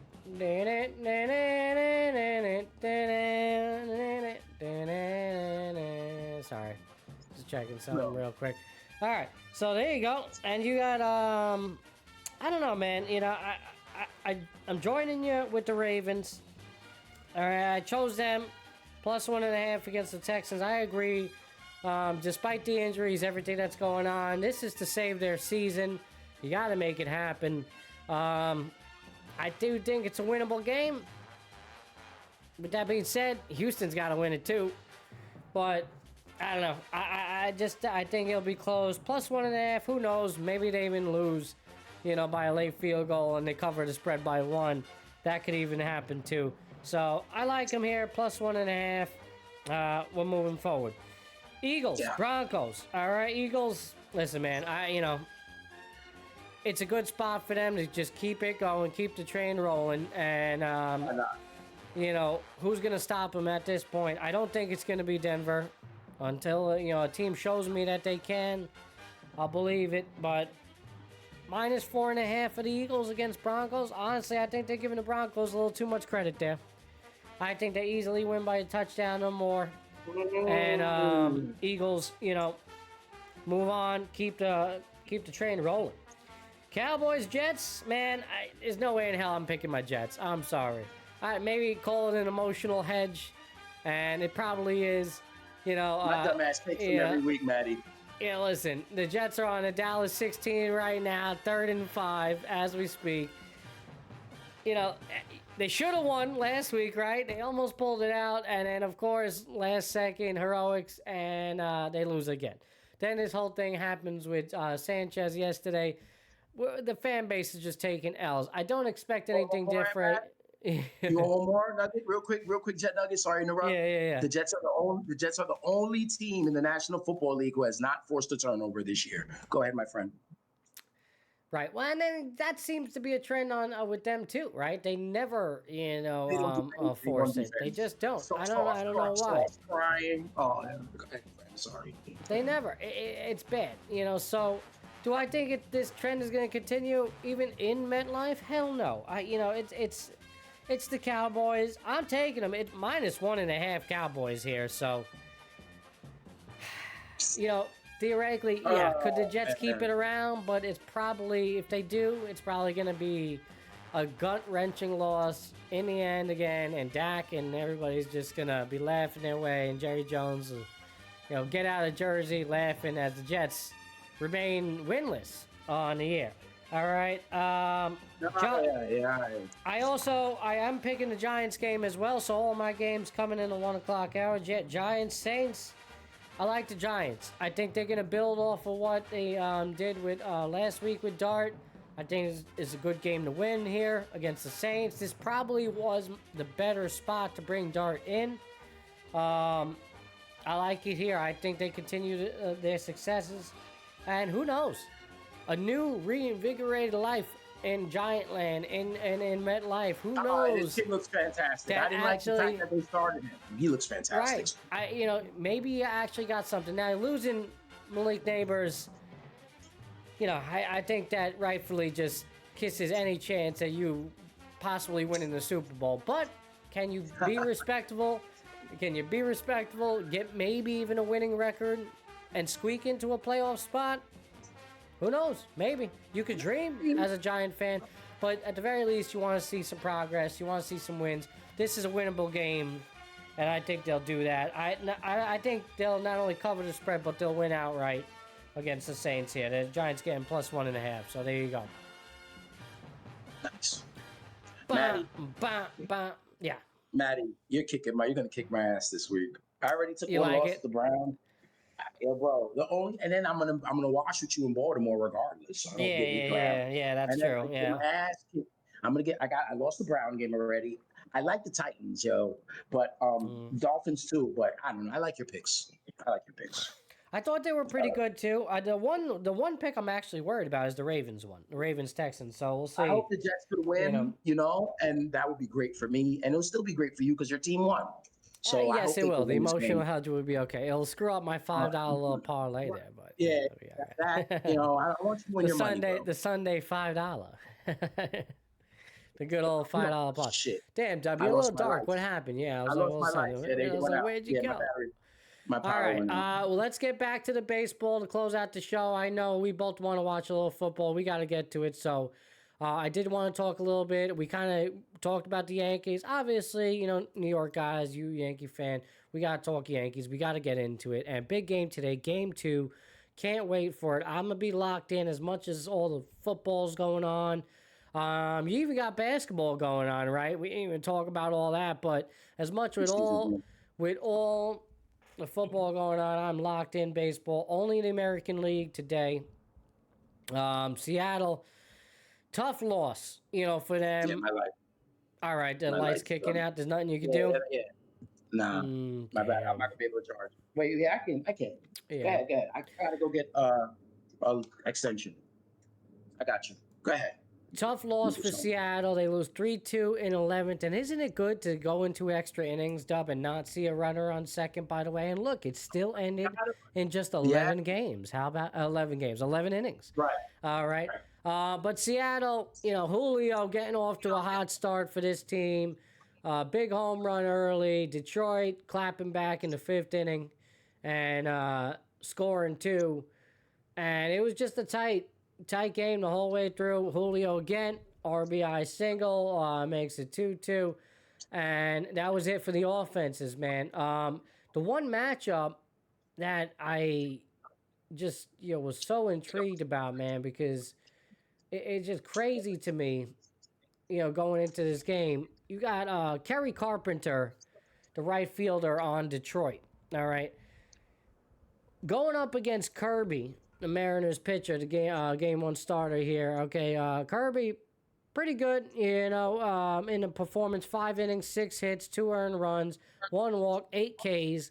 All right, but the one lone home run comes up against Kerry Carpenter, who I believe hit 25 or 26 home runs this year. All right, Carpenter coming into this game 4 for 8 against Kirby with 4 home runs. Okay, and he comes up here in this spot, all right, in the 5th, where, this is, it's 1-0 game. You got to be careful. You got to watch out. You don't want to, you don't want to give up anything big here. You got to be, you got power hitter at the plate, and Kirby just,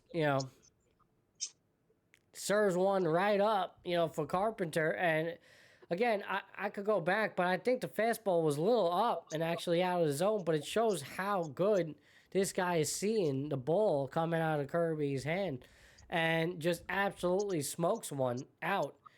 And it hurt him, to me, knowing the history and this being a big playoff time game. I wouldn't make this decision come in a regular season, but in a playoff scenario, I would consider, walking him there. And I know, even, Guyon, okay, but I'm telling you, man, you got to be careful.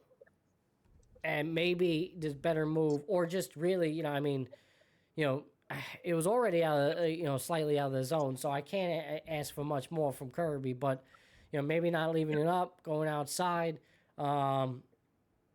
Needless to say, it's a very interesting matchup going forward. If indeed we'll have this matchup again, maybe Kirby. Seattle? Yeah, well, I'm talking about Kirby and the Carpenter matchup from Seattle Tigers, and how, maybe in that spot, you walk them. I get it, 5th inning. You would never do that during a regular season game. I don't care who it is. He's not Barry Bonds. But, playoffs is a different breed. 5th inning, every hit, every strike matters. I think in a spot where the guy is 4 for 8 and 4 home runs all for you, maybe I just don't pitch to him. Maybe I take my chances. Ultimately, you did. The guy hits a 2-run homer, change the narrative of the game. Now, that's not the end-all, be-all. I mean, those are only 2 runs that Kirby gives up. His bullpen holds it down. Offensively, neither team could do much. Milton did okay. Went 4 innings. Nick Foles pick field goal. Nick Foles field goal. 3-0 Jets. All right, Jets 3-0 on the board. How about it? Here comes Dallas. Man, defensively they got to do it, bro. But we'll see, man. It might be 39, 37, 34. I think it could be. You're right. It's good conditions outside. Looks like, it's bad defenses. It's going to be, hopefully Jets get some goddamn turnovers. But, so, just a letdown of a game for Seattle overall. It's really one, especially Detroit, who, backed their way into the postseason. They're even lucky that they got there after losing the division to, Cleveland. Now Seattle, what do you do? And this is a year in which, again, for Seattle team, they gotta prove you. They gotta show you something. They gotta do it, man. Come on. And, you hold them, Detroit, to 3 runs in 11 innings. You think you find a way to win. 2 runs in 9, right? But no. And that's not even against the best pitching. And now, you really fear for Seattle. Detroit looks like they're definitely poised, but who knows? You could change that narrative. Today they're going. Maddie. Yeah. So check this out, Maddie. The only baseball. You could take any other playoffs matchup in any of the three majors, and you get a home team. They are favorites. Mm-hmm. They are faves. Baseball today. Detroit minus 160. I know. I was just looking at it. I got minus 155. It's because of Skubal. It's because of Skubal's on the mound. Skubal's on the mound, and Castillo. And then, with the Yankees, you got Fried going up against the kids. So, hey, I like Luis Castillo. I think this is a good spot for him. He can be very dominant, no doubt about it. Right. But you look at what Skubal did in his previous start, 14 Ks. I mean, he's been downright dominant. And this Seattle offense showed you nothing yesterday to feel good about this game going forward here. So they're really going to, where's Cal Riley? MVP? All that talk? All the discussion? Show up, bro. A little switch in against Skubal. Show up. I want to see a home run today, He owes the Pacific Northwest 2 home runs in this series. He needs to get 2 of them. He goes strike out a million times. He needs to hit 2 big home runs in and I think one of them's got to come in this game. And listen, I know you're asking a lot with Skubal on the mound, but I think so. 62 home runs, yo. 62 home runs. Show up. You want to win that MVP? You better do it. Skubal hits Fry in the face. It was ricochet. It was off the bat, but he hit him hard. Yeah. 95 miles. Scary stuff. Skubal's tripping. Skubal loses the game. They ultimately lose the division. He goes to the hospital to see the guy. They all love. And then he comes back. All right, you're good, bro? Good. Now I'm going to send your asses home now. Yeah. He's locked the fuck in, bro. Yeah.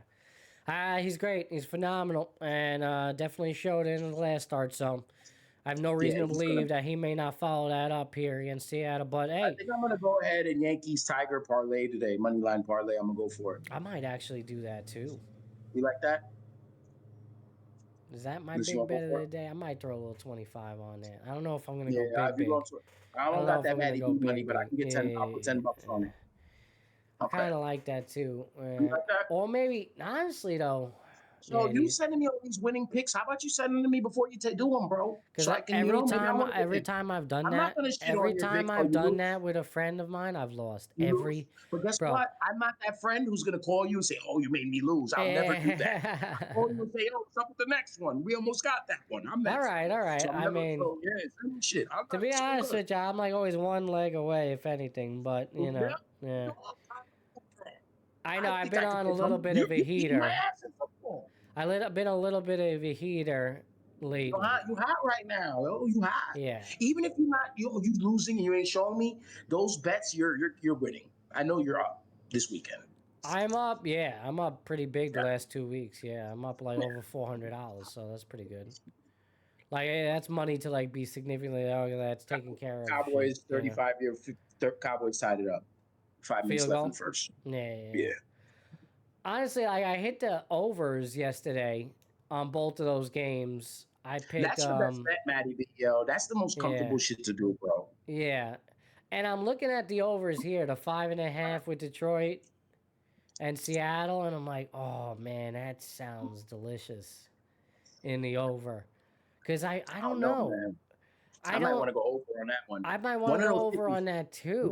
Because one of them could give up a 3-run home run. That's what I'm saying. That's what I'm saying. Like 3-2. That's all you. The 3-3. You need 4-3. So how about Yankees and over? Because I don't want to do 3 bets. No. 3. It would be 3.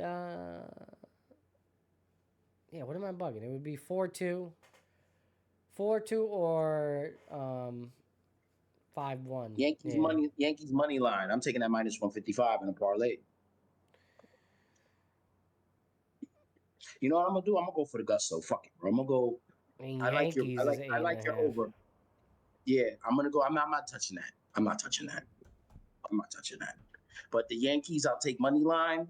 I'll take Detroit money line, and I'll take overs. Detroit, Seattle. I'm I don't know if you guys did just both. the over alone, right? Nothing else. Yeah. I know. I might take Detroit to win too with Scooble. I Yeah, think but they're gonna win. you're not gonna parlay it. That's what I mean. Yeah. No, I think I'm gonna do the 3-leg Oh, okay. Yeah. Yankees and same game parlay, overs and Detroit. Yeah, I got tough. 10 in the stash. Yeah, it's tough. We want to win, but I don't. For the Yankee game, I do think they're gonna win this game, just because of Savage on the mound. Like, it's the logical decision, but 9 runs? Are they gonna get to 9 runs? I don't know. That's crazy. My man, I'm not touching that shit, bro. No, I know. I'm trying to figure out. I'm trying to convince myself, and I'm trying to go through my head and just convincing myself to take that bet.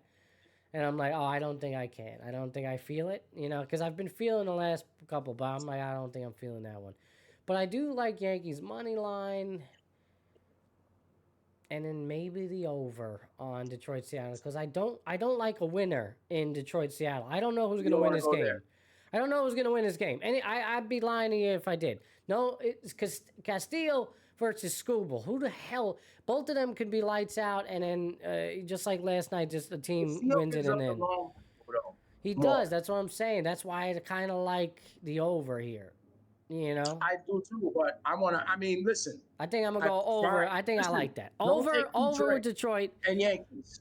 No, over with Detroit and Seattle, and I'm going Yankees money line. That's what I'm doing. That's the parlay. Yeah, that was the original parlay. Like I said, I'm doing that, and I just go throw the Detroit to win, and I'm going greedy. Since I don't got the 25 like Matty B, I'll take an extra bet. Maybe I can make Matty B money. I'm not throwing that $100 on the line. Not today. How much is 25 on that? I'm gonna get it for you right now. Because I ain't doing $55. I ain't doing no 100 on this one. No, I don't feel it. Not on this one. It's probably like $80, yo. No, it might be more actually with the parlay. Let's see. You get your 25 back, then you get the winnings. I also like to see, because I use DraftKings, so I like to see if I could get some boost. Like the little $5 parlay that I put on the NFL games today. I got a 50% boost for just linking my Discord account with. That's kind of wild. We don't got that up here. Oh, here we go. Look, 25% boost on every game in the MLB for a same game parlay on all postseason games. 25% boost right there. So boom. So that's what I do. That's why I don't bet all the time, because I wait for these big boosts that they give you, and then I do that type of shit. So let's see. Baseball, man. Giants up 7-0. Giants up 7-0. Theo Johnson touchdown. Who's Theo Johnson? Do I think the Yankees would win by 2? That's what I don't know. No. Don't take those. Yeah. I know that 1.5 shit always kills you. I feel that one run in baseball is crazy. Bro. So right now on DraftKings, see, this is the problem. If I could get 5.5, I would. But right now on DraftKings, I'm getting 6. So for the over/under for Tigers Mariners, so I need it to be 4-3, which I still like it. So money line. 6 with tie. If you get a wash, yes, instead of win, yes, yeah, that's tough. So I need, I still like it though. Runs. I need 7 runs. I need 4 too. So with that, with the Yankees minus 149 money line that I get, and Detroit Tigers over under 6, it's plus 230. Okay, and then do I get a boost on that too? No boost. Where's the boost? I thought I get a boost. Son of a biscuit. Oh, do I not get boost with money lines? Is that what it is? For whatever reason, it's not showing up there. Where is this boost? Damn it. Give me my boost. I got a boost for you right here, man. You don't get us out of here. What? We were talking. Fuck it. I'll just go 25. 20, actually, you're right. 25 will win you 82. Yeah. Yeah, but I put $10. It's gonna win me 52, but they give me a little boost too. But I don't get any boost. I haven't been on air in a minute, so they give me 30% boost. That's just one shot, bro. Maybe at 4 o'clock they give me one, but to have the whole schedule and you can boost all of them, the fuck out of here. Hard Rock's not doing that. No free shit in Florida like New York. All right. I'm actually gonna go with Yankees -1.5. I think so. I think they win by 2. You don't want your money. Just take the money line, bro. All right, fine. Since you said it. Take the money line. He said it, everybody. Don't worry about that extra $15. Don't worry about that extra $15, $20. He's like, take the real money. Yeah, just take the money line. Get out of here. You in the parlay. Yeah, you're right. My sensible man. Thank you, sir. Appreciate you. I got you, my friend. Yeah, man. All right, it's locked in. There you go. Listen, and those are the games for today. 5-2-8, and you're scared to death. It's 5-2-8. Right, I know. And the second run comes. Oh, motherfucker! And now try 3, and you know there's gonna be more. Now, I don't even sweat it like that. I really don't, but it's like I don't like point spread in an over under when I'm matching over unders because those are hard to win. Yeah, over under point spread parlay. Get the fuck out of here. Over under money line. I don't give a fuck who you think is gonna win. Yeah. Just take, even if it's -200, just take it. Take the 50 cents on the dollar. Yeah. So there you go. So those are the 2 games today. Detroit, Seattle. Let's see if Seattle can, that's an interesting fight game back. as well. That's a great game. 8:03 tonight, p.m. Eastern time. Definitely catch it. It's going to be a good one. Yankees, Toronto coming up at 4. And that's it, man. For the other matchups going on Monday, you got LA, Philly. We didn't even talk too much about that. Big time, game from Teoscar Hernandez, the big time home run. Puts Dodgers up. I spoke about it with you privately before the show, how Pages was kind of picking up the signal there, picking up the signs or what pitches he was throwing, and he tipped Teoscar, and we seen that in the series before with Cincinnati, and Teoscar benefited off of picking up something that they had seen. He was the pitcher was tipping his pitches in Cincinnati, and so Dodgers just continue to show you that they play. It's not only about their talent; they do it in all aspects. And Shohei Ohtani did enough last night. Offensively, Ohtani looks disastrous. By the way, I don't know what's going on. He does think not. maybe it's because he's pitching. He does not look good at all. He just looked lost last night, bro. Like there was one strikeout that really. Last night, though. I know, but still, I've seen him perform. I don't know, man. There was a pitch on one of the strikeouts. It was right down the middle, and it was like a 93 mile per hour fastball, like nothing, 93, 94. Yeah, like I don't know. Matt, I just want to say this real quick. As far as the Dodgers go, I know it's history now, but the Reds were like one of the worst playoff teams I've seen in baseball. They were for sure. Yeah, Mets would have been a much better option, but they with that being said, it may not have won. But bad playoff team, postseason team, than Cincinnati Reds for 2 nights. Yeah, what a disgrace. Yeah, right, man. But Ohtani, I mean, maybe I'm just in his behalf. We could just let it sit for a minute because, when you're pitching, maybe he's locked in more. And like you said, you've seen him pitch and still hit. But maybe the playoffs, maybe he hyped up a little bit. He walked once. He did walk. He had 4 Ks. He walked once over 4 in the leadoff spot. Yeah. But with him pitching, it didn't matter that they sacrificed the leadoff spot. I mean, listen, night. And he did well. He pitched 6 innings, 3 hits, 3 earned, 1 walk, 9 Ks. I mean, he was quite electric at times. So he did what he had to do. 89 pitches. What an amazing talent, man! What we're witnessing with this guy, man. Was something we never, because growing up watching baseball, we when we were kids, we asked our elders, our dads, or whatever have you, like, why can't pitchers hit? Right. What's wrong with it? What's the problem? Yeah. And it's just something we learned and you understand. And there's not really no real explanation, really. But it's just a fact. The pitchers don't hit. They're not good hitters. It's 2 different games. Sometimes people say pitchers aren't even baseball players. They're just pitchers. But this guy, man, what he's doing. And I've seen Barry Bonds. They could talk about the great Bambino. He did both. I've seen great players. This guy, man, what he's doing, man, to be effective in that way in a game, both ends, to shut down a team like the Phillies in the playoffs with his pitching, that is insane, bro. Insane, bro. We're witnessing. We just need to appreciate it. And then, it doesn't help when, he hands it over to Glass now in the 7th, who goes 1 2/3. And then, Vesia, Sasaki to close it out. Like, come on, dude. They weren't even doing that in the regular season. No, I know, but this is what they were built for. No, this is what I was saying. Like regular season wise. 90, 91? No, was it that? No, 93. They were 93 and 69. Didn't get a bye. Didn't care. They were 41 and 40 on the road. Like it was just just a very the best 93 win team ever. By the way, like on paper. Like in my opinion. The fact that you could have like Teoscar Hernandez is a role player there who comes in October and he punishes people. Yeah. Taking full advantage of the gifts given to him. Yes. Oh, man. And give credit to Pages for really being that player over there at second and doing that. Right. And say what you will, like say call it cheating. Some may say it's an unwritten thing. That's gamesmanship. I played the game. Nothing wrong with that.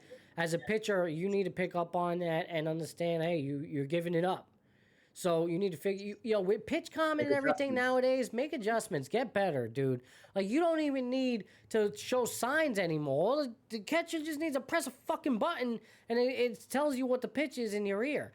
So find a way to hide your ball. Like, and you're always taught that as a pitcher, cup it into the glove properly, hide it. If there is a man on second and you're prone to, like, exposing it and showing it, well, then, find a way, tuck your glove, change it up a little bit. Some guys can't make that adjustment. Some guys are mental, like you said, especially pitchers. Pitchers are the most mental of them all. Maniacs. They're maniacs, absolutely. So God forbid you just go from here to here. Nope. And listen, you paid a price. So good on the Dodgers. Right, some of them, my fingernails. I had a bad outing. My pinky nail, it wasn't right on the ball. Forget about it. Oh, I mean that's very important. Yeah, if you got a fucked up nail or whatever like that, or you got like a little you got blister working on. Blister is the worst, man. When I tried to throw the knuckle curve, I used to dig. Which one is it? My index finger into the ball. Do I have my ball over here? I got a ball. Bro, pitching is the most unnatural move in sports. Might be definitely for your shoulder. Angle. Yeah, it's not good for you. Yeah, all of that. But this is the main angle, like, and it's all here to here. Yeah. Forget about it. My problem with the Phillies, here is the lack of starting pitching. I think it's gonna hurt them in this short series. Yesterday. What's his name? Sanchez. Isn't Wheeler out for the year? He's out right now. I think he might be. Is he out for the year? I think he's done. Yeah. Well, I remember when we spoke about it. It wasn't looking good. Yeah, I know. Yeah, I think they flirted with the idea of him potentially coming back, but I don't think he's coming back. Yeah, he's out of the picture. And listen, I don't think you get past this series without him. I think that's the problem. So it doesn't even matter whether or not he is coming back. Dodgers. You got to be ready, man. And some of it is luck in the postseason. Things got to line up, injuries. Like Maddie was saying, certain things you have to overcome, but certain things you're just not going to be able to. Yeah, he's been done. He had surgery for venous thoracic outlet syndrome. Right. So he had thoracic outlet. Yeah. Back in August, he had surgery for that. So he's expected to return 2026. 6 to 8 months recovery. So, yeah, he'd been done. That was the big blow for them. And I think that's hurting them here. Obviously, you're seeing that when this is, your game one starter and, that's the result. And listen, Dodgers are too good of a team. They have too deep a pitching. This is not good. This is not a good recipe. I like the Phillies. I do. But, that blow to Wheeler, I did. I think I liked them a lot more, when Wheeler was in it. Yeah. I know, but That's the thing. Regular season, why they were able to survive, they were able to do their thing. When it comes down to that small series, so they didn't have to worry about they didn't have to worry about the wild card. They gotta, right. They might be out of here in 3. They might. It really, and it's so sad because there's a 96 win team that won this division convincingly, the National League East. Yo, you are really a fucking independent observer. Yeah. You said it's sad. Yeah, it is. What's wrong about? I think I was wrong about you. Oh man. Bullshit. You said to me, yeah, man, fuck this guy, man. This guy fucking Met fan. He's just coping right now. Look, really? Yeah, well, I try to be now at this point. It's because the Mets aren't in it, all right? You're fantastic.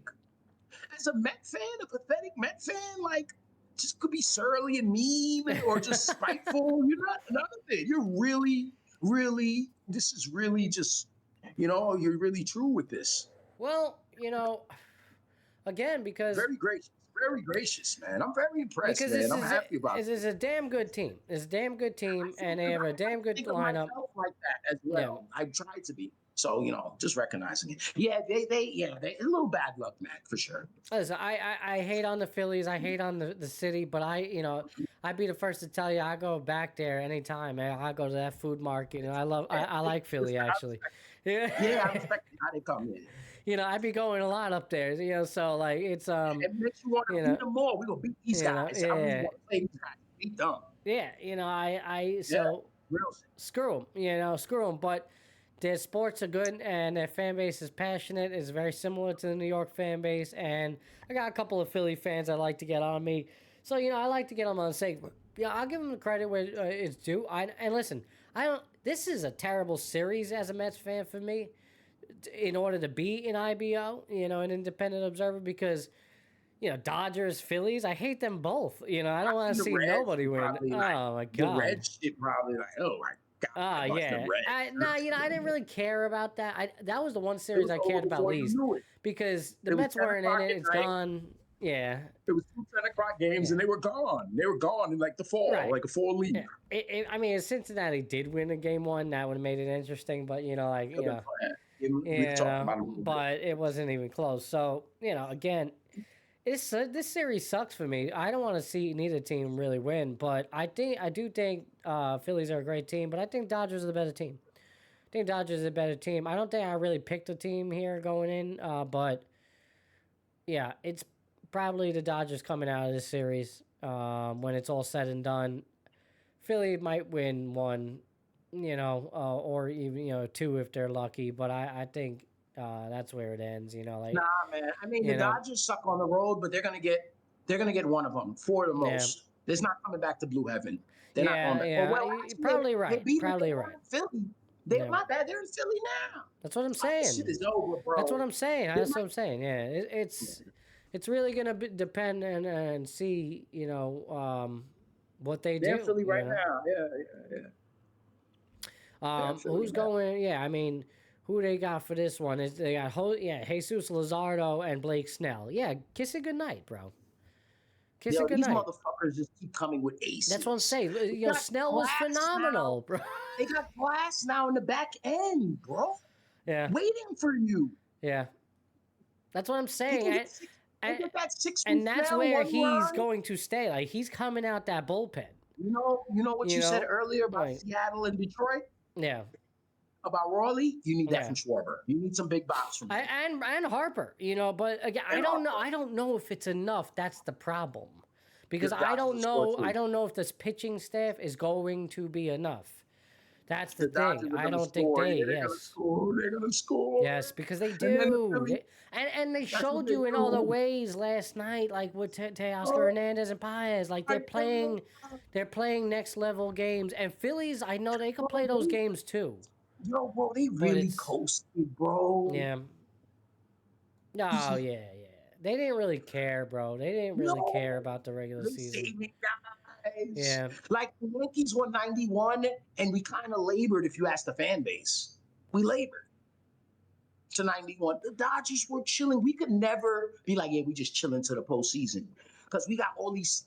I'm not saying that the AL East is 10 times better than the NL West, because the NL West has rivals there. They have very formidable ones. They have 4 good teams in there.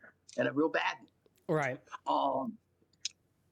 Shit, bro. But the way they just with San Diego on their heels, a real good San Diego team that they never really had to take seriously. San Francisco was chasing them for a minute. Like, oh, okay, 2 games back. Oh, all right, don't worry. Right. Exactly. Yeah. And then they turned it up. They got healthy. They played whoever. Remember when they were signing bench players who were all-stars. So,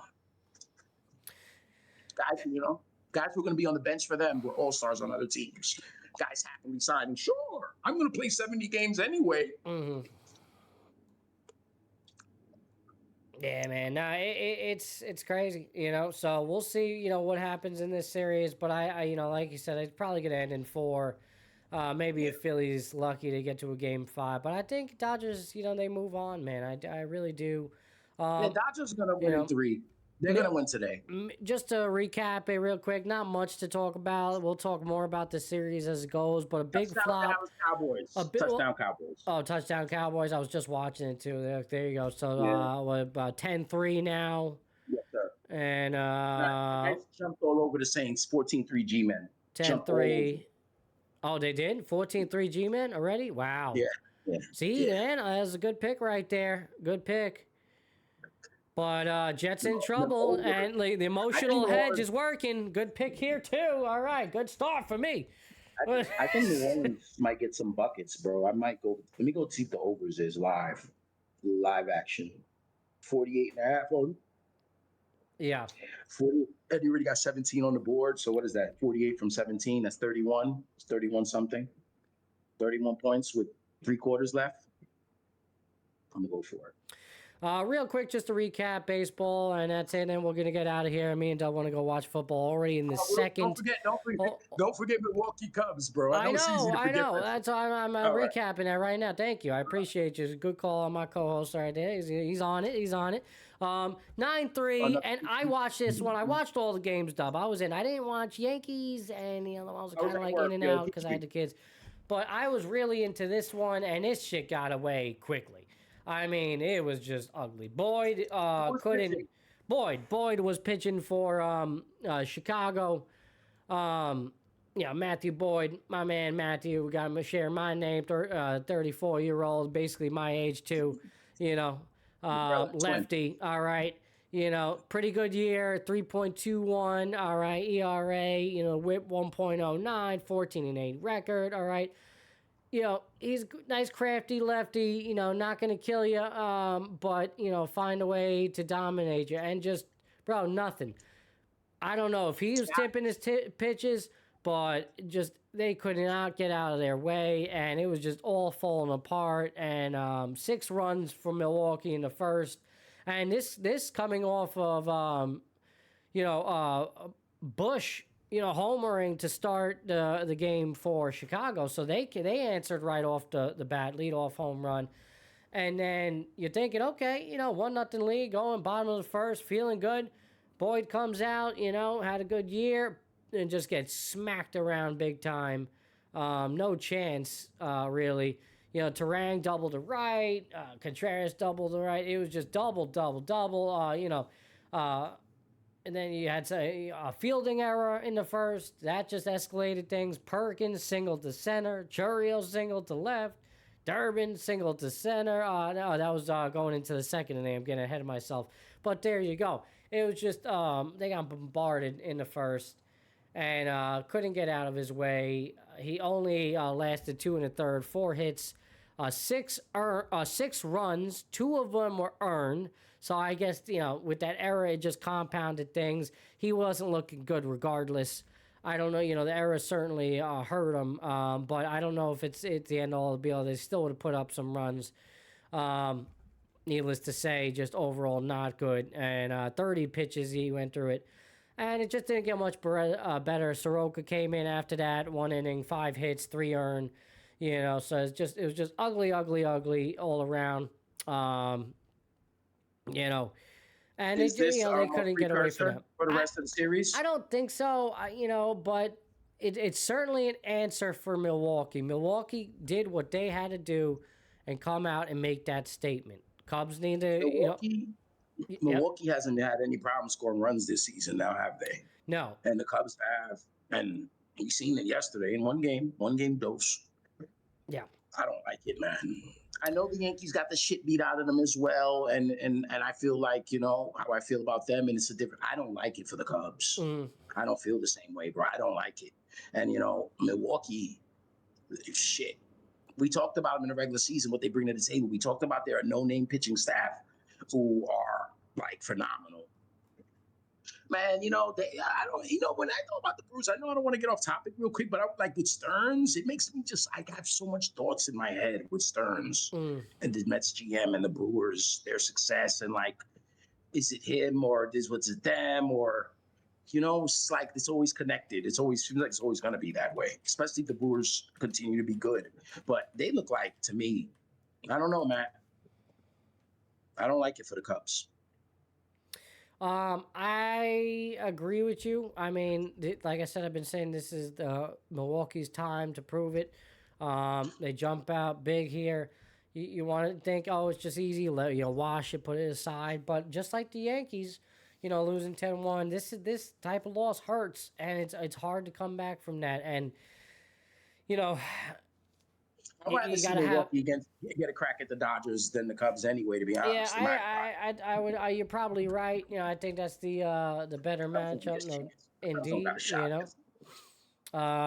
they haven't even announced their Game 2 starters yet for Monday. Cubs and Brewers. Okay. I got no listing here, at least I'm looking on MLB. It ain't gonna be Quintana. Quintana's like the back end of this rotation. This is interesting. Yeah, I'm still not seeing anything. Yeah. That's nice to get a big win like that, then get a day off after you had a bye. I know. And I know, and how it's weird that the format, worked out that way, by the way. Why do they need to pick a pitcher right now? We chilling. Yeah. I guess so. Well, they're playing mind games, or at least making it. I know. So yeah. Over here, the Cub fans, we need to get back on the field. We got a day off, and you're stuck in Milwaukee. Maybe they go to Chicago. I don't know. It's right up the street. It's probably going to be Imanaga for the Cubs, and I have faith in Imanaga definitely. Who else? Who would it be for the Brewers? I don't even know. They got the no names, Joe, and they all lights out. I mean, it could be Quintana. Yeah. It could be, it could be for him. I don't know. So, we'll see. We'll see what happens there. But you're right. I mean, it is not a good spot for them, for the Cubbies.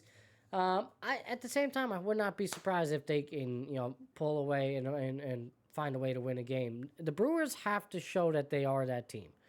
They want to act like they're the best team in the league, then they have to go and win a series here, man. Cubs, they have that ability to, be sneaky and find ways to win. They're vibing over there in Wrigley. If they could get to Wrigley, with 1-1, and change the narrative of this series, I mean, hey, it's a whole new ball game. But you're right though. Milwaukee, I think, is the much better team. They're the better team. They got something flappableness about them. It's funny that so the Dodgers, they're just gonna hang out in Philly all weekend. All right. They're not going back. This is funny. Otani's getting cheesesteaks after they beat up the Phillies. What are they doing? They're in a hotel room. They're hanging out in Philly all weekend. Right. That off day today is trippy though, isn't it? We talked about it earlier. It's trippy. I guess so. I mean, Philly's a pretty cool spot. For they got some history, got some museums. Some things to do. For them. We they're probably honestly not for nothing. They're probably coming to New York if anything, but that part. Right. I would do that. Or Jersey. Maybe they go to Jersey Shore or something like that. You got AC not too far. Nah, but these guys are, it's playoff mode. I'm sure, they're behaving. They're behaving. They're not doing, any of that shit. Maybe during the regular season they be fucking around a little bit, but yeah. All right, man. I've been holding you. This has been a long show, over 2 hours. Yeah. 2 hours. Episode 40, man. We finally got here. It's crazy. 40 hours. Over 30,000 subscribers on YouTube. It's just been a crazy long run for us, and it's just can't say it enough, bro. It's just enjoyable to do it each and every week that we've been doing it together. And, can't wait to continue, man. As always, I appreciate all the supporters out there on all the socials. Can't thank you enough. Keep on supporting. Keep on keeping the conversation going and just being a part of the show. I love it. Please like, follow, comment, subscribe, and the whole thing. Hit that bell. Keep the notifications on.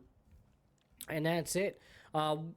We will be back tomorrow for Mental Mondays. Mental Mondays will be back this week. I'm not sure on the start time yet, so just keep those notifications on. But I'll probably be going earlier in the day instead of the normal 10 p.m. Eastern. So just stick around for that, okay? But, Mental Mondays will return, and, I think I apologize to the YouTube fans. I don't even think I put out last week's Mental Monday episode on YouTube. 19? Mental Mondays? Yeah, what are you up to? Because 19 is up there. It's the last one. I just saw it. No, not even that. Just the weekly video. I don't think I posted the weekly. I didn't. Yeah, I edited it, but I don't think I actually posted the weekly short. For some reason. So you owe him one. I owe them one. I don't know why I didn't do that. That's the marathon. But I posted on all the other socials. I posted on like Instagram, TikTok, Facebook. And for whatever reason, I believe I forgot. Yeah, I did, right? It wasn't a normal weekend. It wasn't a normal weekend. I know. I was just so wrapped up with the whole marathon thing. But you're right. My last Mental Mondays is episode 19, but that was a couple of weeks ago. That was 11 days ago. So I skipped last week because I was away, just... That was when you were talking about fatherhood and, right? That's the one, the Mental Monday last just one, being right? just being yourself a little bit. Yeah, that was one of those, yeah. Hey, that's the one I watched. That was the title.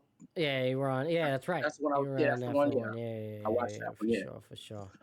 Oh man, it's just so much. I'm looking at the page. I'm gonna come through. I'm gonna try to come through tomorrow night. Sometimes I ain't gonna lie, guys. The Mental Monday shows, I'll be like, man, I don't know what to say, So I was telling you guys what I told Maddie before. I'm telling you guys here, like, damn, I don't know what to say. Sometimes I don't want it to I want it to be positive, and I don't want to leave from it feeling lower, And sometimes I feel like diving into mental health on a schedule. Sometimes I'd be like, But I'm gonna, you do it, Maddie. You do it. We need it. Well, just to add on that a little bit. That's why it was so important for me to watch instead of being on it and just watching it and taking part in it in the chat. I was like, yo, that was kind of awesome. I like that. It felt good for me, I appreciate that. Yeah. And support you that way. And I could feel your energy like, oh, these guys watching it. It was different, but I know you liked it that. But I'm going to try to pull up tomorrow. Yeah, I mean, either way, and even if you're just in the comments chilling, I mean, like, again, that's the whole part of the thing, right? And just to piggyback up on that, bro, and like, listen, the whole thing, streaming and doing this and doing a podcast, it's not easy, right? It's a grind. No. It's a weekly grind. It really is, especially if you want to commit to that certain level. And for me, it has not been easy. Just trying to divvy up time with my whole family and 4 kids and just everything, the whole thing. Maddie, your motor is crazy. Man. I don't know how I've done it. For me to get passionate enough, something that has been key for me with all this, and my brother always made sure of it because he's the real reason why I do what I do, because I learned everything from him. He taught me how to stream and just set everything up and how to actually produce a show. And I've picked up from industry standard and self-taught myself a lot of things as well. But he laid down the foundation. Something was important when he always told me that if you're not passionate about it, don't do it. And there's been days, like there's been times, like I could have streamed when I was on vacation on Monday and done it because I had the setup. Me and Dub did a sports show the day before. But it's like, right. I'm on vacation. I don't want to. Like, it's just something I did not want to do. And to dive into something about mental health where now it becomes like, I'm kind of like forcefully being here for the Right, sake of that's just what I'm being saying. The here. timing, yeah. Now I got to talk about what's going You on, know, and everything I talk about is gonna have. It's gonna resonate from my life because I'm sure, not gonna yeah, sit here and talk about shit that I don't know about. yeah. So And it's and not we're even talking that too. about It's real you know, shit, because we bro. could talk about at the end of the day, we could talk about nothing. It's just the fact of, and like that's a show in itself. Like Showing up. we could just be here and talk and show like it's whatever we want it to be, right? That's the beauty of the platform. And You're right. there's no You're like right. industry standard. We could just be hanging out for a couple hours with people in the chat and talking, or with nobody in the chat. Like right now, I'll tell you right now, as we're streaming live, there's one person watching. It's probably actually me monitoring myself. There's nobody watching us live right now, but I know there is people that watch in post. May not be a lot, Right. maybe a little, maybe it doesn't No, matter. that's cool, yo. No, that's fine. Doesn't matter. You know, it's not The idea right. is is that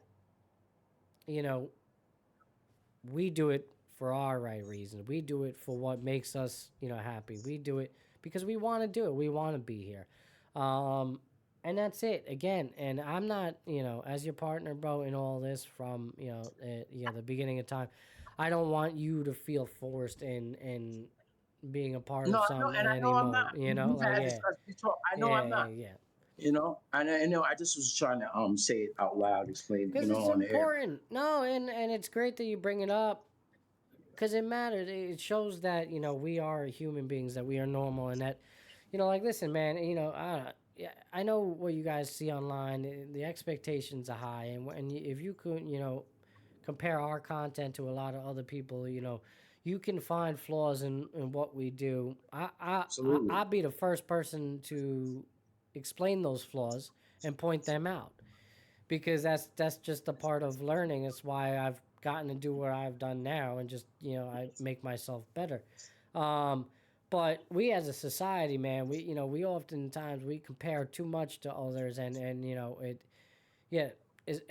Do we have top quality content? I like to think so, but to others, they may not. They may look at us saying you're nothing. But again, at the end of the day, it's a matter of just showing up, doing it, and if we're passionate about it, we're happy about doing it. That's all that really matters, and what comes of it comes of it, And for us, I know I get something out of it, and the few people, or whoever does watch and does enjoy it and does interact, whether it be a lot or a little amount of people, it's a beautiful thing either way. So, but again, yeah, I'm gonna take some time off if I feel like I just don't if I don't want to do a show, I'm not gonna do a show. We're not grounded to anything. There's no guidelines with this. This is my platform. I stream when I stream. I would like to see some more of Morning Cup episodes out there. Yeah. I'm waiting on that, but heard. Yeah. Because Absolutely. and you know why I say that too, bro. I say that because I'm a fan. I like it. Like it's just I think it's good. I think you have something to offer, and that's all that matters. You know what I'm saying? But if you're not passionate about it, that matters more.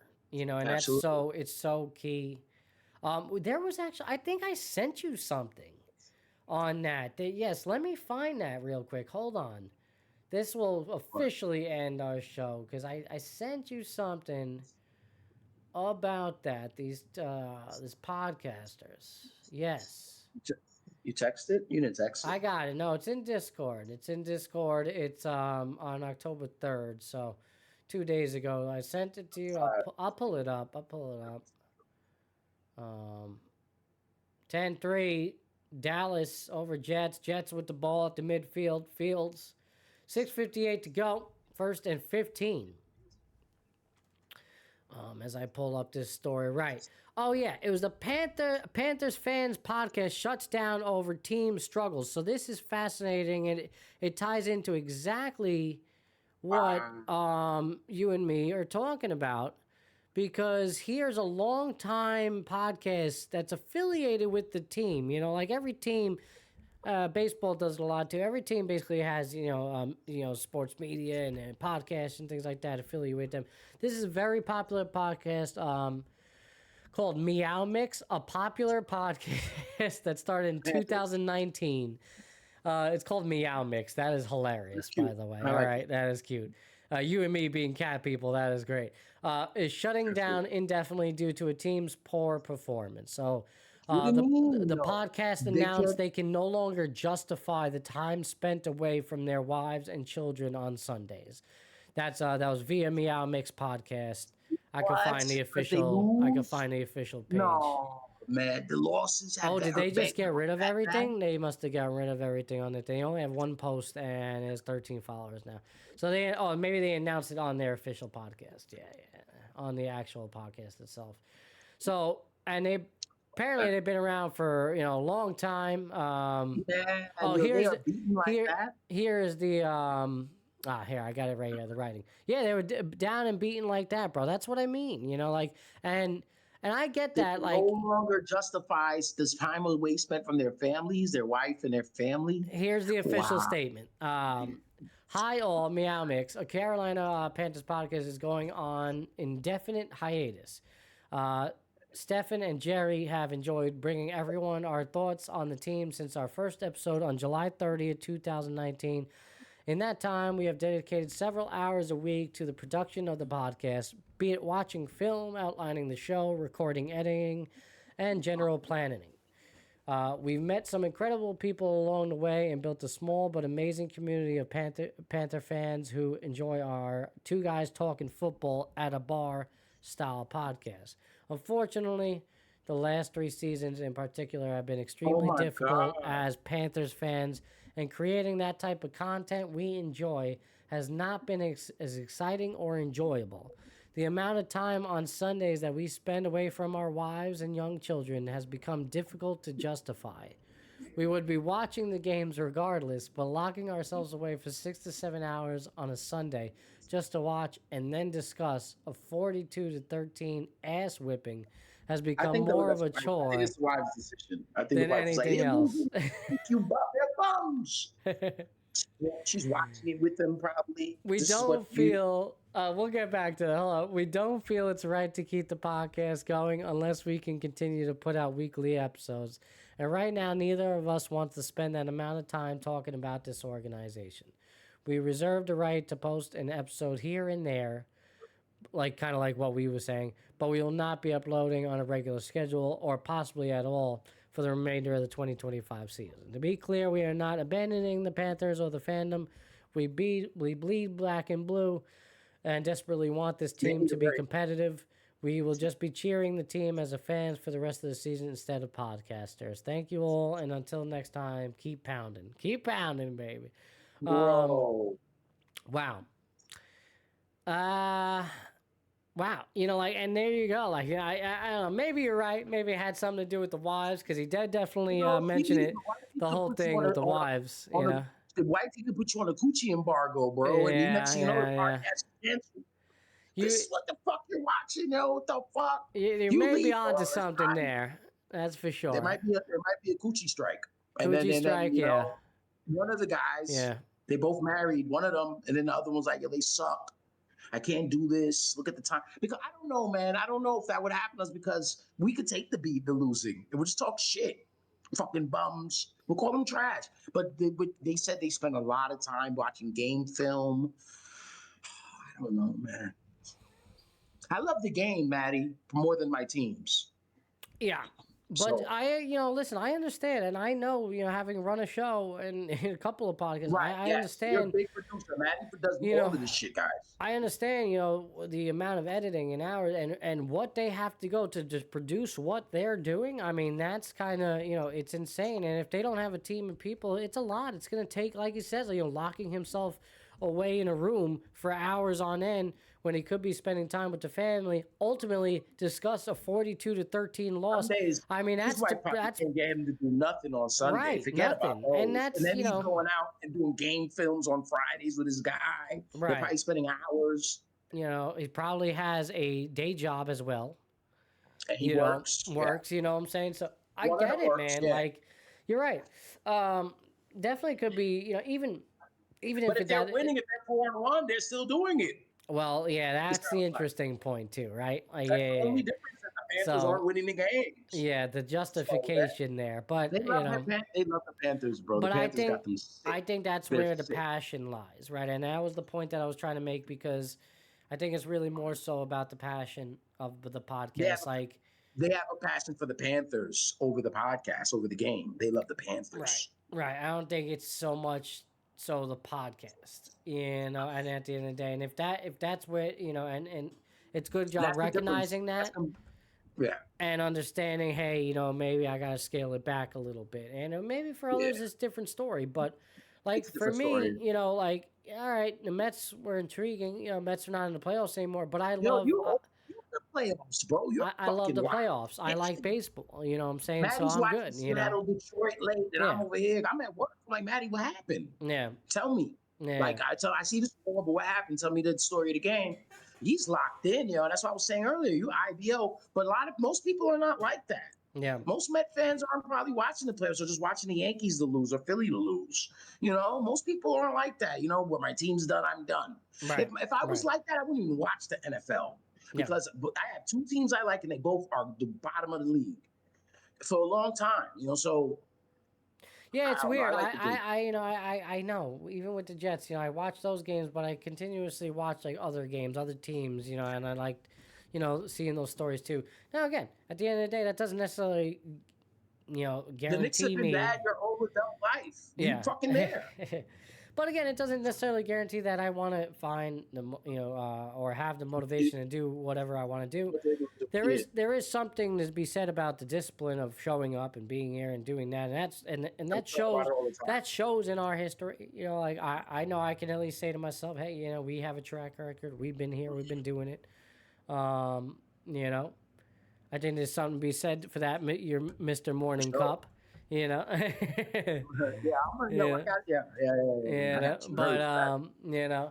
But listen, I think that's a great topic, and I don't know, maybe that'll be a topic of Mental Mondays, discipline and all that, and just discipline versus passion, maybe that's a good one, because I was kind of finding a topic for this week's show, and I think maybe I'll get into that a little bit over, motivation over discipline or things like that, and maybe getting into diving deep into that discussion.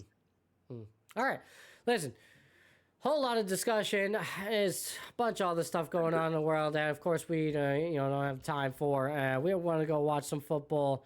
My son's still sleeping right now in the other room. I can see him on my monitor, so good for me, good for Aunt Daddy. I did a good job, fed him nice and well, as the wifey's out with the other kids.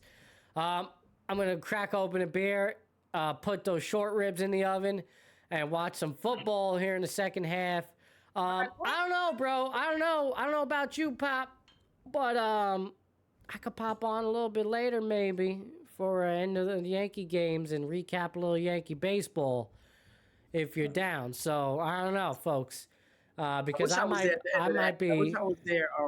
I wish I was available. I seen you go on. I was like, damn, I wanted to talk about Cam Schlittler. I would have talked about him all day. I was talking about him, man. You know what, yo? I was giving Cam his time. You know what? I haven't really seen him because you were telling me you hadn't seen the guys. Like, you haven't seen him back in July. This guy's tall. He's got range. He's tough. And you're like, yeah, but I really, and I was like, oh, but you seen him now, though. So he's the real deal. Yeah, he's a real deal. With that being said, huge start for him coming up eventually. Have that pitcher infused in the team in July and build him up to have him now in October. Blessing.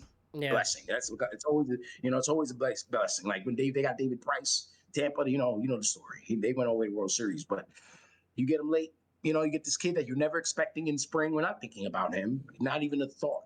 But you insert a pitcher like this at this level. He's pitching. Hopefully, he doesn't even have to he was so phenomenal.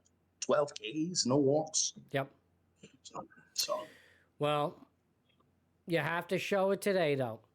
Before we can even get there and talk about Cam with another great performance. We won't see him again. We lose the next two. That's right. So you have to win today, especially after that debacle of a game one. We won't see Cam no 4 till game 4.